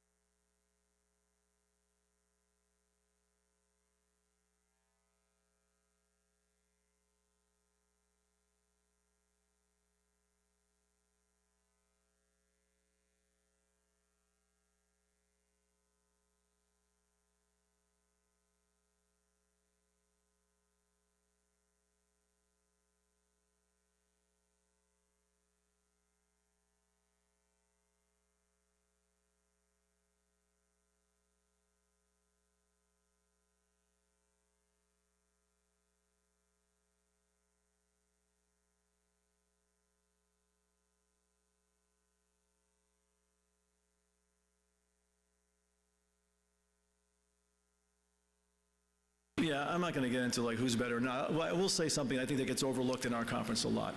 You cannot send your top teams out into the CFP unless they've played and have them be successful, which we have been very successful if they're not going through a gauntlet in the regular season. You know, this idea that the middle of our conference isn't hard is just not right. Like at the end of the day, our teams are ready for the CFP. Our travel looks like the CFP travel. You're going all over the country. How we play, the difficulty in the road in the Big Ten, I just think that's overlooked. The reason why we've been so successful is our teams are prepared. You know, when the best teams in any given season play each other, that's great. That prepares them. But you also get through a lot of really difficult games. You cannot just be ready to go play in the postseason after you think you've played something easy. It just doesn't happen.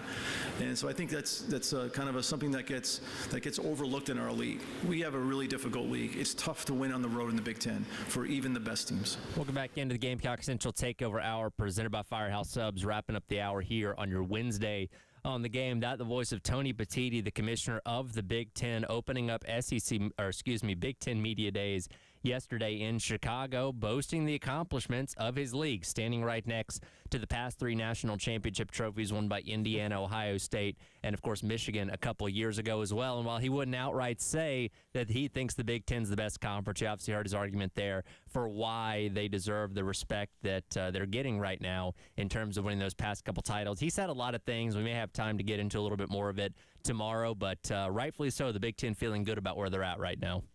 Yeah, as they should, man. I mean, I'm not going to sit here and tell you right now that the SEC is the best football conference. Like, the man is standing in front of the championship trophies. So, you know, it is what it is. I think the fact as well that it's 3 different programs is pretty impressive. Like, if it was like Ohio State just three-peated or something, which, you know, they maybe had the talent to do, then, you know, it's like, okay, yeah, Big Ten, great. You have one elite team, which you get credit for it, but does that say a ton about your conference in the grand scheme? Maybe not, but for Michigan, Ohio State, and Indiana to all 3 win it, you know, back to back to back, and it just be you know, diverse teams there. And I think there's something kind of weird there too about when one rival wins the title, what does that do to kind of spur on the other one to step it up even more and win? I feel like we saw that a little bit with like Auburn and Alabama to an extent for a stretch where if one wins it, it kind of forces the other one to raise their game. But, yeah, credit to the Big Ten, man. Until the SEC gets back in there and is winning titles, then you know what? To the victor goes the spoils. Yeah, and you know, y'all probably aren't going to be surprised. I'm going to bring up our friend Brett Bielema. So Brett is talking again, and he had a quote that, I mean, maybe it was kind of tongue-in-cheek, but he says the SEC wants to live in 2005 forever. And I'm not the first to point this out, but the SEC has been pretty good in football since 2005. Okay, if you want to go of just the amount of good teams, you could do that. If you want to go on how many national championships they've won, I mean, what are the years, guys? 4 straight from 2019 to 22, 2017, 2015, 2012. And by the way, Brett Bielema was at an SEC school, and it did not work out. Now, he's a good coach and a good job at Illinois. As he loves to point out, he did beat South Carolina in a bowl game. Congrats. Their Super Bowl. Fine. Nobody's out here claiming that, you know, the ACC in 2016 and 18, when Clemson won the national titles, the ACC was absolutely not the best league. And nobody's even making that argument. The Big Ten, you know, top to bottom, when you look at the top, the middle teams, they're stronger than the ACC. They have been. So when you've got kind of that top 2, obviously there's going to be some jockeying back and forth from the fan bases, you know, from the administrators, from the commissioners, from the coaches in those leagues as to who the best. I mean, where I settle all, they're both really good, guys. I mean, that's why they're the top 2 in college football. Yeah, real quick to wrap up things here, going back to Bielema's comments about SEC being stuck in 2005, because he kind of expanded on this, and it was more kind of them not wanting to go along with the 2014 playoff model that the Big Ten's obviously pushing. And I kind of read that more as like Bielema looking out for his own self-interest because he knows, hey, in a 2014 playoff, I got a chance of making this more often than not at Illinois as opposed to a 12-team playoff that we have now. So I kind of feel like that's where that comment stems from a little bit more. But again, as he kind of knew when he said that and put that out there, it was going to end up being a headline. And he is still not very liked by this fan base, given the comments that people were making yesterday, going back to that bowl game a couple years ago, which is funny because people really didn't have opinion one way or the other going into the Citrus Bowl. But coming away from the T-barring incident, yeah, Brett Bielema not very liked here in Columbia. Oh, man, it's funny how quickly something can just become a rivalry out of nowhere. Man, I would say this, though, and I'm sure a lot of people are saying this, too. Bielema's record back then, not that great in the SEC. So does that not trump anything you could possibly say about the league at this point? Maybe, maybe not. The people can decide that. We'll see. Ryan Day, Dan Lanning among those talking today. We'll get into some of that coming up tomorrow. Halftime show up next as your Wednesday rolls along here on The Game.